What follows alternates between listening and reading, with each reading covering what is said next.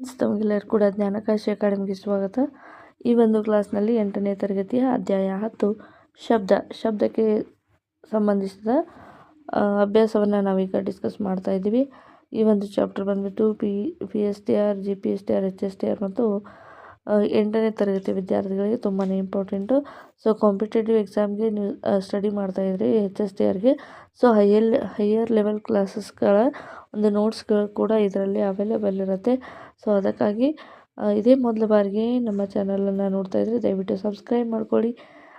ಯಾರಿಗೆಲ್ಲ ಅವಶ್ಯಕತೆ ಇದೆ ಶೇರ್ ಮಾಡಿರಿ. ಈ ಒಂದು ವಿಡಿಯೋಗೆ ಸಂಬಂಧಿಸಿದ ನಿಮಗೆ ಏನಾದರೂ ಡೌಟ್ಸ್ ಇದ್ದರೆ, ಏನಾದರೂ ಹೇಳಬೇಕು ಅಂತ ಅನಿಸ್ತಾ ಇದೆ, ದಯವಿಟ್ಟು ಕಮೆಂಟ್ ಮಾಡಿ ತಿಳಿಸಿ.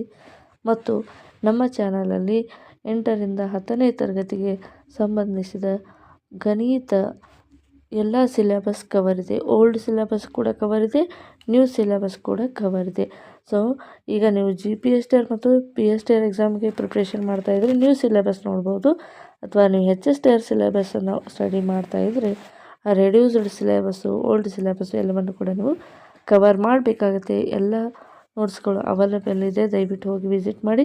ಈಗ 8ನೇ ತರಗತಿಯ ವಿಜ್ಞಾನ ಪಠ್ಯಪುಸ್ತಕಕ್ಕೆ ಸಂಬಂಧಿಸಿದ ಅಧ್ಯಾಯವಾರು ನಾವೀಗ ಡಿಸ್ಕಸ್ ಮಾಡ್ತಾ ಇದ್ವಿ. ಸೊ ಇವಾಗ 10ನೇ ಅಧ್ಯಾಯವನ್ನು ಡಿಸ್ಕಸ್ ಮಾಡ್ತಾ ಇದ್ದೀವಿ, ಅದು ಶಬ್ದ. ಸೊ ಇದೇ ಮೊದಲ ಬಾರಿಗೆ ನಮ್ಮ ಚಾನಲನ್ನು ನೋಡ್ತಾ ಇದ್ರಿ, ಸಬ್ಸ್ಕ್ರೈಬ್ ಮಾಡದೆ ನೋಡ್ತಾ ಇದ್ರಿ, ದಯವಿಟ್ಟು ಸಬ್ಸ್ಕ್ರೈಬ್ ಮಾಡ್ಕೊಳ್ಳಿ. ನಿಮ್ಮ ಒಂದು ಲೈಕ್, ನಿಮ್ಮ ಒಂದು ಕಮೆಂಟ್, ನಿಮ್ಮ ಒಂದು ಸಬ್ಸ್ಕ್ರೈಬ್ ನಮಗೆ ಇನ್ನಷ್ಟು ಮೋಟಿವೇಟ್ ಆಗಿ ನಿಮಗೆ ತರಗತಿಗಳನ್ನು ಪ್ರೊವೈಡ್ ಮಾಡಲಿಕ್ಕೆ ಹೆಲ್ಪ್ ಆಗುತ್ತೆ. ಸೊ ಅದಕ್ಕಾಗಿ ದಯವಿಟ್ಟು ನಮಗೆ ನಿಮ್ಮ ಸಪೋರ್ಟ್ ತುಂಬಾ ಇಂಪಾರ್ಟೆಂಟ್ ಆಗಿರುತ್ತೆ. ಸೊ ಇವಾಗ ಅಧ್ಯಾಯ 10 ಶಬ್ದವನ್ನು ತಿಳ್ಕೊತಾ ಹೋಗೋಣ. ಮೊದಲಿಗೆ ನಾವು ಶಬ್ದದ ಒಂದು ಇಂಟ್ರೊಡಕ್ಷನನ್ನು ಕೊಡೋದಾದರೆ, ನಮ್ಮ ದೈನಂದಿನ ಜೀವನದಲ್ಲಿ ಶಬ್ದಕ್ಕೆ ಅತ್ಯಂತದ ಮಹತ್ವವಾದಂಥ ಸ್ಥಾನ ಇದೆ, ಹೌದಲ್ವಾ? ನಾವು ಈ ಒಂದು ಶಬ್ದಕ್ಕೆ ಸಂಬಂಧಿಸಿದ ಹಾಗೆ ಇಲ್ಲಿ ಮಾತನಾಡೋದಕ್ಕೆ ಮತ್ತು ಹಾಡು ಹಾಡಲಿಕ್ಕೆ, ಸಂಗೀತವನ್ನು ಆನಂದಿಸಲು, ಎಚ್ಚರಿಕೆ ಸಂದೇಶಗಳನ್ನು ಗುರುತಿಸುವುದು ಎಲ್ಲವೂ ಕೂಡ ಶಬ್ದದ ಮೂಲಕ ಸಾಧ್ಯವಾಗುತ್ತದೆ. ಶಬ್ದವು ಒಂದು ರೀತಿಯ ಶಕ್ತಿಯಾಗಿದ್ದು ಅದು ವಸ್ತುಗಳ ಕಂಪನದಿಂದ ಉತ್ಪತ್ತಿಯಾಗುತ್ತದೆ. ಶಬ್ದವು ಯಾವುದರಿಂದ ಉತ್ಪತ್ತಿಯಾಗುತ್ತದೆ? ವಸ್ತುಗಳ ಕಂಪನದಿಂದ ಉತ್ಪತ್ತಿಯಾಗುತ್ತದೆ. ಈ ಅಧ್ಯಾಯದಲ್ಲಿ ಶಬ್ದದ ಉತ್ಪತ್ತಿ ಮತ್ತು ಪ್ರಸರಣ, ಶ್ರವಣ ಪ್ರಕ್ರಿಯೆ, ಶಬ್ದದ ಲಕ್ಷಣಗಳು ಮತ್ತು ಅದರ ಪ್ರತಿಧ್ವನಿ ಯಾವ ರೀತಿಯಾಗಿರುತ್ತೆ, ಶಬ್ದದ ಉಪಯೋಗ ಏನು, ಅದರ ಹಾನಿಕಾರಕ ಏನು, ಅದರ ಪರಿಣಾಮ ಏನು, ವೈಜ್ಞಾನಿಕ ತತ್ವಗಳು ಏನೆಲ್ಲ ಹೇಳುತ್ತೆ ಈ ಒಂದು ಶಬ್ದಕ್ಕೆ ಸಂಬಂಧಿಸಾಗಿ ಎಲ್ಲವನ್ನು ಕೂಡ ಡೀಟೇಲಾಗಿ ಸ್ಟಡಿ ಮಾಡ್ತಾ ಹೋಗೋಣ. ಸೊ ಇವಾಗ ಮೊದಲನೇ ಒಂದು ಕಾನ್ಸೆಪ್ಟ್ ಏನಪ್ಪ ಅಂದರೆ, ನಮಗೆ ಈಗ ಆಲ್ರೆಡಿ ತಿಳ್ಕೊಂಡ್ವಿ ಶಬ್ದವು ಕಂಪನದಿಂದ ಉಂಟಾಗುತ್ತೆ. ಹಾಗಾದರೆ ಕಂಪನ ಎಂದರೆ ಏನು? ಕಂಪನ ಅಥವಾ ಇಂಗ್ಲೀಷ್ನಲ್ಲಿ ನಾವು ವೈಬ್ರೇಷನ್ ಅಂತ ಹೇಳಿ ಕರಿತೀವಿ. ಸೊ ವೈಬ್ರೇಷನ್ ಆಗಿರ್ಬೋದು ಅಥವಾ ಕಂಪನ ಅಂದರೆ ಏನು ಅಂತ ನೋಡೋಣ. ಒಂದು ವಸ್ತುವು ತನ್ನ ಸಮತಲ ಸ್ಥಿತಿಯ ಸುತ್ತಮುತ್ತ ಅಥವಾ ಮೇಲೆ ಕೆಳಗೆ ಪುನರಾವರ್ತಿತವಾಗುವ ಚಲಿಸುವ ಚಲನೆಯನ್ನು ಕಂಪನ ಎಂದು ಕರೆಯುತ್ತಾರೆ. ಸೊ ಉದಾಹರಣೆಗೆ ನೋಡ್ತಾ ಹೋಗೋಣ. ಈಗ ಒಂದು ಬೆಲ್ ಇದೆ ಅಂತ ಹೇಳಿ ಅಂದ್ಕೋಣ. ಆ ಒಂದು ಬೆಲ್ ಏನು ಮಾಡುತ್ತಪ್ಪ ಅಂದರೆ, ಅದರ ಸುತ್ತಮುತ್ತಲೂ ನಾವು ಏನು ಮಾಡ್ತೀಪ್ಪ ಅಂದರೆ, ಆ ಬೆಲ್ಲನ್ನು ನಾವು ಶಬ್ದ ಮಾಡಿದಾಗ, ಬೆಲ್ಲನ್ನು ನಾವು ಹೊಡೆದಾಗ ಆ ಶಬ್ದದಲ್ಲಿ ಏನಾಗುತ್ತೆ, ನಮಗೆ ಶಬ್ದ ಬರುತ್ತೆ. ಆ ಶಬ್ದ ಯಾವ ರೀತಿಯಾಗಿ ಕಂಪನ ಉಂಟು ಮಾಡುತ್ತೆ ಅಂದರೆ, ಅದು ಎಷ್ಟಿರುತ್ತೆ, ಆ ಒಂದು ಏರಿಯಾ ಏನಿರುತ್ತೆ, ಮೇಲೆ ಕೆಳಗೆ, ಮಧ್ಯದಲ್ಲಿ, ಹಿಂದೆ ಕೆಳಗೆ. ಕಂಪನ ಎಂದರೆ ಏನು ಅಂತ ನೋಡ್ತಾ ಹೋಗೋಣ. ನಮ್ಮ ಒಂದು ವಸ್ತು ತನ್ನ ಸಮತೋಲನದ ಸ್ಥಿತಿಯ ಸುತ್ತ, ಮುಂದೆ, ಹಿಂದೆ ಮತ್ತು ಮೇಲೆ ಕೆಳಗೆ ಪುನರಾವರ್ತಿತವಾಗಿ ಚಲಿಸುವಂಥ ಚಲನೆಗೆ ನಾವು ಕಂಪನ ಅಂತೇಳಿ ಕರಿತೀವಿ. ಈಗ ಒಂದು ವಸ್ತುವನ್ನು ನಾವು ಕನ್ಸಿಡರ್ ಮಾಡಿದಾಗ, ಆ ಒಂದು ಸಪೋಸ್ ನಾವೀಗ ಒಂದು ಟ್ಯೂನಿಂಗ್ ಫೋರ್ಕನ್ನು ಕನ್ಸಿಡರ್ ಮಾಡಿದಾಗ, ಟ್ಯೂನಿಂಗ್ ಫೋರ್ಕ್ ಅಂದರೆ ಈ ರೀತಿಯಾಗಿ ಇರ್ತವೆ. ಟ್ಯೂನಿಂಗ್ ಫೋರ್ ಈ 2 ಹಾರ್ನ್ಸ್ಗಳಿರ್ತವೆ, ಮಿಡಲಲ್ಲಿ ಈ ರೀತಿಯಾಗಿರುತ್ತೆ. ಇವಾಗ ವೈಬ್ರೇಟ್ ಮಾಡಿದರೆ ಅಲ್ಲಿ ಏನಾಗುತ್ತೆ, ಕಂಪನ ಉಂಟಾಗುತ್ತೆ. ಯಾವುದೇ ಒಂದು ವಸ್ತು ಇರಲಿ, ಅದರ ಬಲಕ್ಕೆ, ಎಡಕ್ಕೆ, ಮೇಲೆ, ಕೆಳಗೆ ಎಲ್ಲ ಡೈರೆಕ್ಷನಲ್ಲೂ ಕೂಡ ಪುನರಾವರ್ತಿತವಾಗಿ ಚಲಿಸುವಂಥ ಚಲನೆಯನ್ನು ಕಂಪನ ಎಂದು ಹೇಳಿ ಕರಿತೀವಿ. ಉದಾಹರಣೆಗೆ ಗಿಟಾರ್ ತಂತಿಯನ್ನು ಎಳೆಯುವಾಗ ಅದು ಕಂಪಿಸುತ್ತದೆ. ಮತ್ತು ಟ್ಯೂನಿಂಗ್ ಫೋರ್ಕ್ ಹೊಡೆದಾಗ ಅದು ಕಂಪಿಸುವಂಥದ್ದು, ಮೊಬೈಲ್ ಫೋನ್ ವೈಬ್ರೇಷನ್ ಆಗುವಂಥದ್ದು, ಇವೆಲ್ಲ ಕೂಡ ಕಂಪನಕ್ಕೆ ಒಂದು ಉದಾಹರಣೆ ಅಂತ ಹೇಳಿ ಹೇಳ್ಬೋದು. ಹಾಗಾದರೆ ಕಂಪನ ಉತ್ಪತ್ತಿ ಆಗುವುದು ಎಲ್ಲಿ? ಕಂಪನ ಎಲ್ಲಿ ಉತ್ಪಾದನೆ ಆಗುತ್ತೆ ಅಂತ ನೋಡೋದಾದರೆ, ಒಂದು ವಸ್ತುವಿಗೆ ಬಲ ಅಥವಾ ಶಕ್ತಿಯನ್ನು ಅನ್ವಯಿಸಿದಾಗ ಅದು ತನ್ನ ಸಮತೋಲನ ಸ್ಥಿತಿಯಿಂದ ದೂರ ಸರಿದು ಮುಂದೆ ಹಿಂದೆ ಪುನರಾವರ್ತಿತ ಚಲನೆ ಮಾಡುವುದರಿಂದ ಕಂಪನ ಉಂಟಾಗುತ್ತದೆ. ನೋಡಿ, ಈಗ ಯಾವುದೇ ಒಂದು ನಿರ್ದಿಷ್ಟವಾಗಿರುವಂಥ ವಸ್ತು ಅದು ಯಾವುದೇ ರೀತಿಯಾದ ಚಲನೆಯಲ್ಲಿ ಇರೋದಿಲ್ಲ. ಚಲನೆ ಇಲ್ಲದೆ ಇರುವಂಥ ಸಂದರ್ಭದಲ್ಲಿ ಒಂದು ವಸ್ತುವಿನ ಮೇಲೆ ಬಲ ಅಥವಾ ಶಕ್ತಿಯನ್ನು ಅನ್ವಯಿಸಿದಾಗ ಅದು ತನ್ನ ಸಮತೋಲನ ಸ್ಥಿತಿಯಿಂದ ನಿಶ್ಚಲ ಸ್ಥಿತಿಯಿಂದ ದೂರ ಸರಿದು ಮುಂದೆ ಮತ್ತು ಹಿಂದೆ ಅಥವಾ ಪುನರಾವರ್ತಿತ ಚಲನೆ ಮಾಡುವುದರಿಂದ ಕಂಪನ ಉಂಟಾಗುತ್ತದೆ. ಕಂಪನ ಯಾವ ರೀತಿಯಾಗಿ ಉತ್ಪತ್ತಿ ಆಗುತ್ತೆ ಅಂದರೆ, ಒಂದು ನಿರ್ದಿಷ್ಟವಾದ ಮತ್ತು ನಿರ್ದಿಷ್ಟ ಸ್ಥಿತಿಯಲ್ಲಿ ಇರುವಂತಹ ಚಲನೆ ಇಲ್ಲದ ಒಂದು ವಸ್ತುವಿನ ಮೇಲೆ ಬಲ ಪ್ರಯೋಗಿಸಿದಾಗ ಆ ಶಕ್ತಿಯನ್ನು ಅನ್ವಯಿಸಿದಾಗ ಆ ಒಂದು ವಸ್ತುವಿನಲ್ಲಿ ಚಲನೆ ಉಂಟಾದಾಗ ಆ ಚಲನೆಯಿಂದ ಉಂಟಾಗುವಂತಹ ಒಂದು ಶಬ್ದಕ್ಕೆ ನಾವು ಕಂಪನ ಅಂಥೇಳಿ ಕರಿತೀವಿ.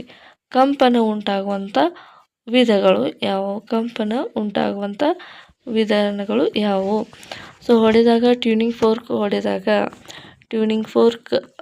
ಹೊಡೆದಾಗ ಏನಾಗುತ್ತೆ ಅಂದರೆ ಕಂಪನ ಉಂಟಾಗುತ್ತೆ. ಮತ್ತು ಎಳೆದಾಗ ಅಥವಾ ಒತ್ತಿದಾಗ ಗಿಟಾರ್ ತಂತಿಯನ್ನು ಎಳೆದಾಗ ಘರ್ಷಣೆ ಉಂಟಾಗುವಂಥದ್ದು. ಅದೇ ರೀತಿಯಾಗಿ ವಯಲಿನ್ನಲ್ಲಿ ಭೂವನ್ನು ತಂತಿ ಒರೆಸಿದಾಗ, ವಯಲಿನಲ್ಲಿ ಯಾವುದೇ ಒಂದು ಮ್ಯೂಸಿಕಲ್ ಇನ್ಸ್ಟ್ರೂಮೆಂಟ್ ಆಗಿರ್ಬೋದು, ಅವುಗಳನ್ನು ನಿಶ್ಚಲ ಸ್ಥಿತಿಯಲ್ಲಿ ಇದ್ದಾಗ ಅವುಗಳಿಗೆ ನಾವು ಸ್ವಲ್ಪ ಪ್ರಮಾಣದ ಒತ್ತಡ ಮತ್ತು ಬಲವನ್ನು ಅನ್ವಯಿಸಿದಾಗ ಅವುಗಳೇನಾಗುತ್ತೆ, ವೈಬ್ರೇಟ್ ಆಗುತ್ತೆ. ಆವಾಗ ಏನಾಗುತ್ತೆ ಅಂದರೆ ಕಂಪನ ಉಂಟಾಗುತ್ತದೆ. ಈಗ ಗಾಳಿಯ ಚಲನೆಯಿಂದ ಎಲೆಗಳಲ್ಲಿ ಕಂಪಿಸುವಂಥದ್ದು, ಎಲೆಗಳು ಕಂಪಿಸಿದಾಗ ಕೂಡ ಗಿಡ ಮರಗಳಿಂದ ಶಬ್ದ ಎನ್ನುವಂಥದ್ದು ಉತ್ಪತ್ತಿ ಆಗುತ್ತದೆ. ಹೀಗಾಗಿ ಯಾವುದೇ ಒಂದು ವಸ್ತುವಿಗೆ ಶಕ್ತಿ ನೀಡಿದಾಗ ಅದರ ಕಣಗಳು ಕಂಪಿಸಿ ಕಂಪನದಂತೆ ಉತ್ಪತ್ತಿಯಾಗುತ್ತವೆ. ಯಾವುದೇ ಒಂದು ವಸ್ತು ಇರಲಿ, ಅದು ನಿಶ್ಚಲ ಸ್ಥಿತಿಯಲ್ಲಿ ಕೂಡ ಇದ್ದಾಗ ಅದರಲ್ಲಿರುವಂತಹ ಕಣಗಳು ಕೂಡ ಏನಾಗಿರ್ತವೆ, ನಿಶ್ಚಲ ಸ್ಥಿತಿಯಲ್ಲಿ ಇರ್ತವೆ. ಸೊ ಒಂದು ಬಲವನ್ನು ಒಂದು ವಸ್ತುವಿನ ಮೇಲೆ ಪ್ರಯೋಗಿಸಿದಾಗ ಆ ವಸ್ತುವಿನಲ್ಲಿ ಕಂಡುಬರುವಂತಹ ಕಣಗಳಲ್ಲಿ ಕಂಡುಬರುವಂತಹ ಕಂಪನವು ಅದು ವಸ್ತುವಿನ ಕಂಪನೆಗೆ ಕಾರಣವಾಗಿ ಶಬ್ದ ಉತ್ಪತ್ತಿಯಾಗುವಂಥದ್ದು. ಮಾನವನ ದೇಹದಲ್ಲಿ ಅಂದರೆ ನಾವು ಮಾತನಾಡುವಾಗ ಶಬ್ದ ಉತ್ಪತ್ತಿ ಆಗುತ್ತದೆ. ಹಾಗಾದರೆ ಶಬ್ದ ಎಲ್ಲಿ ಉತ್ಪತ್ತಿ ಆಗುತ್ತದೆ ಎಂಬುದನ್ನು ನೋಡ್ತಾ ಹೋಗೋಣ. ಮಾನವರಲ್ಲಿ ಶಬ್ದವು ಕಂಠಪೆಟ್ಟಿಗೆಯಲ್ಲಿರುವ ಧ್ವನಿ ತಂತುಗಳ ಕಂಪನದಿಂದ ಉತ್ಪತ್ತಿಯಾಗುತ್ತದೆ. ಕಂಠಪೆಟ್ಟಿಗೆಯನ್ನು ನಾವು ಲ್ಯಾರಿಂಕ್ಸ್ ಅಂದರೆ ಇದು ಕುತ್ತಿಗೆಯ ಮೇಲ್ಭಾಗದಲ್ಲಿ ಇರುವಂಥದ್ದು. ಇದು ಶಬ್ದದ ಉತ್ಪತ್ತಿಯಾಗುವಂಥ ಒಂದು ವುಮನ್ ಆರ್ಗನ್ ಅಂತ ಹೇಳ್ಬೋದು. ಸೊ ಮಾನವರಲ್ಲಿ ಶಬ್ದವು ಕಂಠಪೆಟ್ಟಿಗೆಯಲ್ಲಿರುವಂಥ ವರ್ಣತಂತುಗಳ ಕಂಪನದಿಂದ ಉತ್ಪತ್ತಿಯಾಗುತ್ತದೆ. ಈಗ ಹಿಂದೆ ನಾವು ಡಿಸ್ಕಸ್ ಮಾಡಿದ್ವಿ ಶಬ್ದ ಯಾವ ರೀತಿಯಾಗಿ ಉತ್ಪತ್ತಿ ಆಗುತ್ತೆ. ಶಬ್ದಕ್ಕೆ ಯಾವುದೇ ಒಂದು ವಸ್ತುವಿನ ಮೇಲೆ ಬಲ ಪ್ರಯೋಗಿಸಿದಾಗ ಆ ಒಂದು ವಸ್ತುವಿನಲ್ಲಿ ಕಣಗಳ ಕಂಪನದಿಂದ ಏನಾಗುತ್ತೆ, ವಸ್ತುವಿನ ಕಂಪನ ಉಂಟಾಗಿ ಶಬ್ದವು ಉತ್ಪತ್ತಿಯಾಗುತ್ತದೆ. ಅದೇ ರೀತಿಯಾಗಿ ಮಾನವನ ದೇಹದಲ್ಲಿ ಕಂಠಪೆಟ್ಟಿಗೆಯಲ್ಲಿರುವಂತಹ ವರ್ಣತಂತುಗಳ ಕಂಪನದಿಂದ ಉತ್ಪತ್ತಿಯಾಗುವಂಥದ್ದಕ್ಕೆ ನಾವು ಮಾನವನಲ್ಲಿ ಶಬ್ದ ಉತ್ಪತ್ತಿಯಾಗುತ್ತದೆ ಅಂತೇಳಿ. ಈಗ ಈ ಒಂದು ಕಂಠಪೆಟ್ಟಿಗೆಯಲ್ಲಿರುವಂತಹ ಧ್ವನಿ ತಂತುಗಳ ಕಂಪನದಿಂದ ಉತ್ಪತ್ತಿಯಾಗುತ್ತದೆ. ಕಂಠಪೆಟ್ಟಿಗೆ ಎನ್ನುವಂಥದ್ದು ಅಥವಾ ನಮ್ಮ ಒಂದು ಧ್ವನಿ ಪೆಟ್ಟಿಗೆ ಎನ್ನುವಂಥದ್ದು ಕುತ್ತಿಗೆಯ ಮೇಲ್ಭಾಗದಲ್ಲಿ ಇರುತ್ತೆ. ಓಕೆ, ನಾವು ಈಗ ಉಸಿರನ್ನು ಒಳಗಡೆ ತೆಗೆದುಕೊಂಡಾಗ ಆವಾಗ ಇವು ಲಂಗ್ಸ್ಗಳು, ಪುಪ್ಪುಸ ಅಂತ ಹೇಳಿ ಕರಿತೀವಿ, ಇವುಗಳಿಗೆ ಲಂಗ್ಸ್ಗಳು ತಮ್ಮ ಒಂದು ಏನು ಮಾಡ್ತವಪ್ಪ ಅಂದರೆ ಹೊರ ಬರುತ್ತವೆ. ಸೊ ನಾವು ಉಸಿರನ್ನು ಒಳಗಡೆ ಎಳೆದಾಗ ಲಂಗ್ಸ್ ಏನಾಗುತ್ತೆ ಅಂದರೆ ಕಾಂಟ್ರಾಕ್ಷನ್ ರಿಲ್ಯಾಕ್ಸೇಷನ್ ಆಗುತ್ತೆ. ಸೊ ಆ ಗಾಳಿ ಕಂಠಪೆಟ್ಟಿಗೆಯಲ್ಲಿರುವಂತಹ ಧ್ವನಿ ತಂತುಗಳ ಮಧ್ಯೆ ಹರಿಯುತ್ತದೆ. ಗಾಳಿಯ ಒತ್ತಡದಿಂದ ಧ್ವನಿತಂತಿಗಳು ಕಂಪಿಸುತ್ತವೆ. ಈ ಕಂಪನದಿಂದ ಶಬ್ದವು ಉತ್ಪತ್ತಿಯಾಗುತ್ತೆ. ಸೊ ನೋಡಿ, ನಾವೀಗ ಒಂದು ಧ್ವನಿ ಪೆಟ್ಟಿಗೆಯಲ್ಲಿ ಧ್ವನಿ ತಂತುಗಳಿರ್ತವೆ. ಆ ಒಂದು ಧ್ವನಿ ತಂತುವಿನಿಂದ ಈ ರೀತಿಯಾಗಿ ಧ್ವನಿ ಪೆಟ್ಟಿಗೆ ಇರುತ್ತೆ. ಧ್ವನಿ ಪೆಟ್ಟಿಗೆಯ ಪುಪ್ಪುಸ ಅಂದರೆ ಲಂಗ್ಸ್ಗಳಿಂದ ಮಾನವನ ದೇಹದಲ್ಲಿ ದೀರ್ಘವಾದ ಉಸಿರನ್ನು ತೆಗೆದುಕೊಂಡಾಗ ಗಾಳಿ ಪುನಃ ಹೊರಗಡೆ ಬರುವಂಥ ಸಂದರ್ಭದಲ್ಲಿ ಅದು ಶ್ವಾಸಕೋಶದಲ್ಲಿರುವಂಥ ಗಾಳಿ ಈ ಒಂದು ಧ್ವನಿ ತಂತುಗಳ ಮೂಲಕ, ಇಲ್ಲಿ ಧ್ವನಿ ಪೆಟ್ಟಿಗೆಯಲ್ಲಿ ಕಂಡುಬರುವಂತಹ ಧ್ವನಿ ತಂತುಗಳ ಮೂಲಕ ಒಳಗಿನಿಂದ ಹೊರಗೆ ಬರಬೇಕಾದ್ರೆ ಗಾಳಿಯು ವರ್ಣತಂತುಗಳ ಮೂಲಕ, ಲಂಗ್ಸ್ನಿಂದ ವರ್ಣತಂತುಗಳ ಮೂಲಕ ಹಾಯ್ದು ಹೊರಗಡೆ ಬರುವಂಥ ಸಂದರ್ಭದಲ್ಲಿ ಗಾಳಿಯ ಒತ್ತಡದಿಂದ ಈ ವರ್ಣತಂತುಗಳು ಕಂಪಿಸಿದಾಗ ಧ್ವನಿಯಲ್ಲಿ ಶಬ್ದವು ಉತ್ಪತ್ತಿಯಾಗಿ ಮಾತನಾಡಲು ಸಹಾಯ ಮಾಡುವಂಥದ್ದು. ಈ ರೀತಿಯಾಗಿ ಮಾನವರಲ್ಲಿ ಧ್ವನಿ ಉತ್ಪತ್ತಿಯೇ ಆಗುವಂಥದ್ದು. ಈ ಒಂದು ಮಾನವರಲ್ಲಿ ಶಬ್ದ ಉತ್ಪತ್ತಿ ಆಗುವುದರಲ್ಲಿ ಕೆಲವೊಂದಿಷ್ಟು ಮುಖ್ಯವಾಗಿರುವಂಥ ಅಂಶಗಳು ಏನು ಅಂತ ನೋಡ್ತಾ ಹೋಗೋಣ. ಧ್ವನಿ ತಂತುಗಳು ಹೆಚ್ಚು ಕಂಪಿಸಿದರೆ ಉಚ್ಚ ಶಬ್ದ ಅಥವಾ ಹೈ ಪಿಚ್, ಧ್ವನಿ ತಂತುಗಳು ಕಡಿಮೆ ಕಂಪಿಸಿದರೆ ಅವು ಲೋ ಪಿಚ್ ಅಂತ ಹೇಳಿ. ಈಗ ಪುರುಷ ಮತ್ತು ಸ್ತ್ರೀಯರಲ್ಲಿ ಶಬ್ದ ಉತ್ಪತ್ತಿಯಾಗಲು ಮುಖ್ಯವಾದ ಕಾರಣ ಏನು ಅಂತ ತಿಳ್ಕೊತಾ ಹೋಗೋಣ. ಮೊದಲನೇದಾಗಿ ಈ ಒಂದು ಪುರುಷ ಮತ್ತು ಸ್ತ್ರೀಯರ ಶಬ್ದದಲ್ಲಿ ವ್ಯತ್ಯಾಸವಾಗಲು ಕಾರಣ ಏನಪ್ಪ ಅಂದರೆ ಧ್ವನಿ ತಂತುಗಳಲ್ಲಿ ಇರುವಂತಹ ಉದ್ದ, ದಪ್ಪ ಮತ್ತು ಕಂಪನದ ಆವೃತ್ತಿಯಲ್ಲಿ ಮುಖ್ಯವಾಗಿರುತ್ತೆ. ಸೊ ಇದನ್ನು ಸ್ವಲ್ಪ ಡೀಟೇಲಾಗಿ ಓದೋದಾದರೆ ಪುರುಷರಲ್ಲಿ ಧ್ವನಿ ತಂತುಗಳು ಸಾಮಾನ್ಯವಾಗಿ ಉದ್ದ ಮತ್ತು ದಪ್ಪವಾಗಿರುತ್ತವೆ. ಅವು ಕಡಿಮೆ ಆವೃತ್ತಿಯಲ್ಲಿ ಕಂಪಿಸುತ್ತವೆ. ಆದ್ದರಿಂದ ಗಂಭೀರ ಶಬ್ದ ಇಲ್ಲಿ ಉಂಟಾಗುತ್ತೆ. ಎಷ್ಟು ಗಂಭೀರ ಶಬ್ದವಿರುತ್ತೆ ಅಷ್ಟು ಕಡಿಮೆ ಪಿಚ್ ಇರುವಂಥ ಸೌಂಡ್ ಇರುತ್ತೆ. ಸ್ತ್ರೀಯರಲ್ಲಿ ಧ್ವನಿ ತಂತಿಗಳು ಸಾಮಾನ್ಯವಾಗಿ ಚಿಕ್ಕ ಮತ್ತು ತೆಳುವಾಗಿರುತ್ತವೆ. ಅವು ಹೆಚ್ಚು ಆವೃತ್ತಿಯಲ್ಲಿ ಕಂಪಿಸುತ್ತವೆ. ಆದ್ದರಿಂದ ಇವು ಹೈ ಪಿಚ್ ಇರುವಂಥ ಶಬ್ದವನ್ನು ಉತ್ಪತ್ತಿ ಮಾಡುತ್ತವೆ. ಹೀಗಾಗಿ ಧ್ವನಿತಂತುಗಳ ರಚನೆ ಮತ್ತು ಕಂಪನದ ಆವೃತ್ತಿಯ ವ್ಯತ್ಯಾಸವೇ ಪುರುಷ ಮತ್ತು ಸ್ತ್ರೀಯರ ಶಬ್ದದ ವಿಭಿನ್ನಕ್ಕೆ ಕಾರಣವಾಗಿರುತ್ತೆ. ಇದನ್ನು ನಾವು ವ್ಯತ್ಯಾಸಗಳಲ್ಲಿ ಗಮನಿಸುವುದಾದರೆ ಧ್ವನಿತಂತುಗಳ ಆಕಾರ ಪುರುಷರಲ್ಲಿ ಉದ್ದ ಮತ್ತು ದಪ್ಪ, ಸ್ತ್ರೀಯರಲ್ಲಿ ಚಿಕ್ಕದಾದ ಮತ್ತು ತೆಳುವಾದ. ಧ್ವನಿತಂತುಗಳ ಉದ್ದ ಸುಮಾರು 20 ರಿಂದ 25 ಮಿಲಿಮೀಟರ್ ಉದ್ದ ಇರುತ್ತೆ. ಸ್ತ್ರೀಯರಲ್ಲಿ 15 ರಿಂದ 20 ಮಿಲಿಮೀಟರ್ ಉದ್ದ ಇರುತ್ತೆ. ಧ್ವನಿತಂತುಗಳ ದಪ್ಪ ಪುರುಷರಲ್ಲಿ ಹೆಚ್ಚು, ಸ್ತ್ರೀಯರಲ್ಲಿ ಕಡಿಮೆ. ಕಂಪನದ ಆವೃತ್ತಿ ಪುರುಷರಲ್ಲಿ ಕಡಿಮೆ, ಸ್ತ್ರೀಯರಲ್ಲಿ ಹೆಚ್ಚು. ಈ ರೀತಿಯಾಗಿ ವ್ಯತ್ಯಾಸಗಳನ್ನು ಕಾಣ್ಬೋದು. ಓಕೆ, ಈಗ ಶಬ್ದ ಯಾವ ರೀತಿಯಾಗಿ ಉತ್ಪತ್ತಿ ಆಗುತ್ತೆ, ಕಂಪನ ಯಾವ ರೀತಿಯಾಗಿ ಉತ್ಪತ್ತಿ ಆಗುತ್ತೆ, ಮಾನವರಲ್ಲಿ ಯಾವ ರೀತಿಯಾಗಿ ಶಬ್ದ ಉತ್ಪತ್ತಿ ಆಗುತ್ತೆ ಎಂಬುದನ್ನು ಡೀಟೇಲಾಗಿ ನೋಡಿದ್ವಿ. ಹಾಗಾದರೆ ಈ ಶಬ್ದ ಉತ್ಪತ್ತಿ ಆಗಿರುವಂಥದ್ದು ಇನ್ನೊಬ್ಬ ವ್ಯಕ್ತಿಗೆ ಹೋಗಿ ಕೇಳಿಸ್ಬೇಕಾದ್ರೆ ಇಲ್ಲಿ ಯಾವುದರ ಇಂಟರ್ಮಿಡಿಯೇಟ್ ಇರುತ್ತೆ, ಇಲ್ಲಿ ಯಾವುದರ ಸಹಾಯದಿಂದ ಶಬ್ದ ಪ್ರಸಾರವಾಗುತ್ತೆ ಅನ್ನೋದನ್ನು ಡೀಟೇಲಾಗಿ ಡಿಸ್ಕಸ್ ಮಾಡ್ತಾ ಹೋಗೋಣ.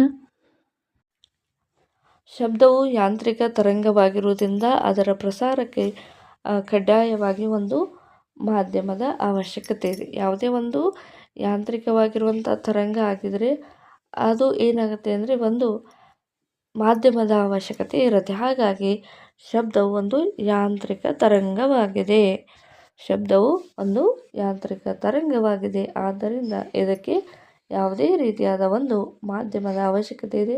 ಯಾವ ಮಾಧ್ಯಮ ಅಂದರೆ ಘನ, ದ್ರವ ಅಥವಾ ಅನಿಲದ ಒಂದು ಅಗತ್ಯವಿರುತ್ತದೆ. ಹಾಗಾದರೆ ಈ ಯಾಂತ್ರಿಕ ತರಂಗಗಳಿಗೆ ಮಾಧ್ಯಮದ ಅವಶ್ಯಕತೆ ಏಕೆ ಇರುತ್ತೆ, ಅದಕ್ಕೆ ಕಾರಣ ಏನು ಎಂಬುದನ್ನು ನೋಡೋದಾದರೆ ಇವಾಗ ಶಬ್ದವು ವಸ್ತುಗಳ ಕಂಪನದಿಂದ ಉಂಟಾಗುತ್ತದೆ ಎಂಬುದನ್ನು ನಾವು ವಿಸ್ತಾರವಾಗಿ ನೋಡಿದ್ವಿ.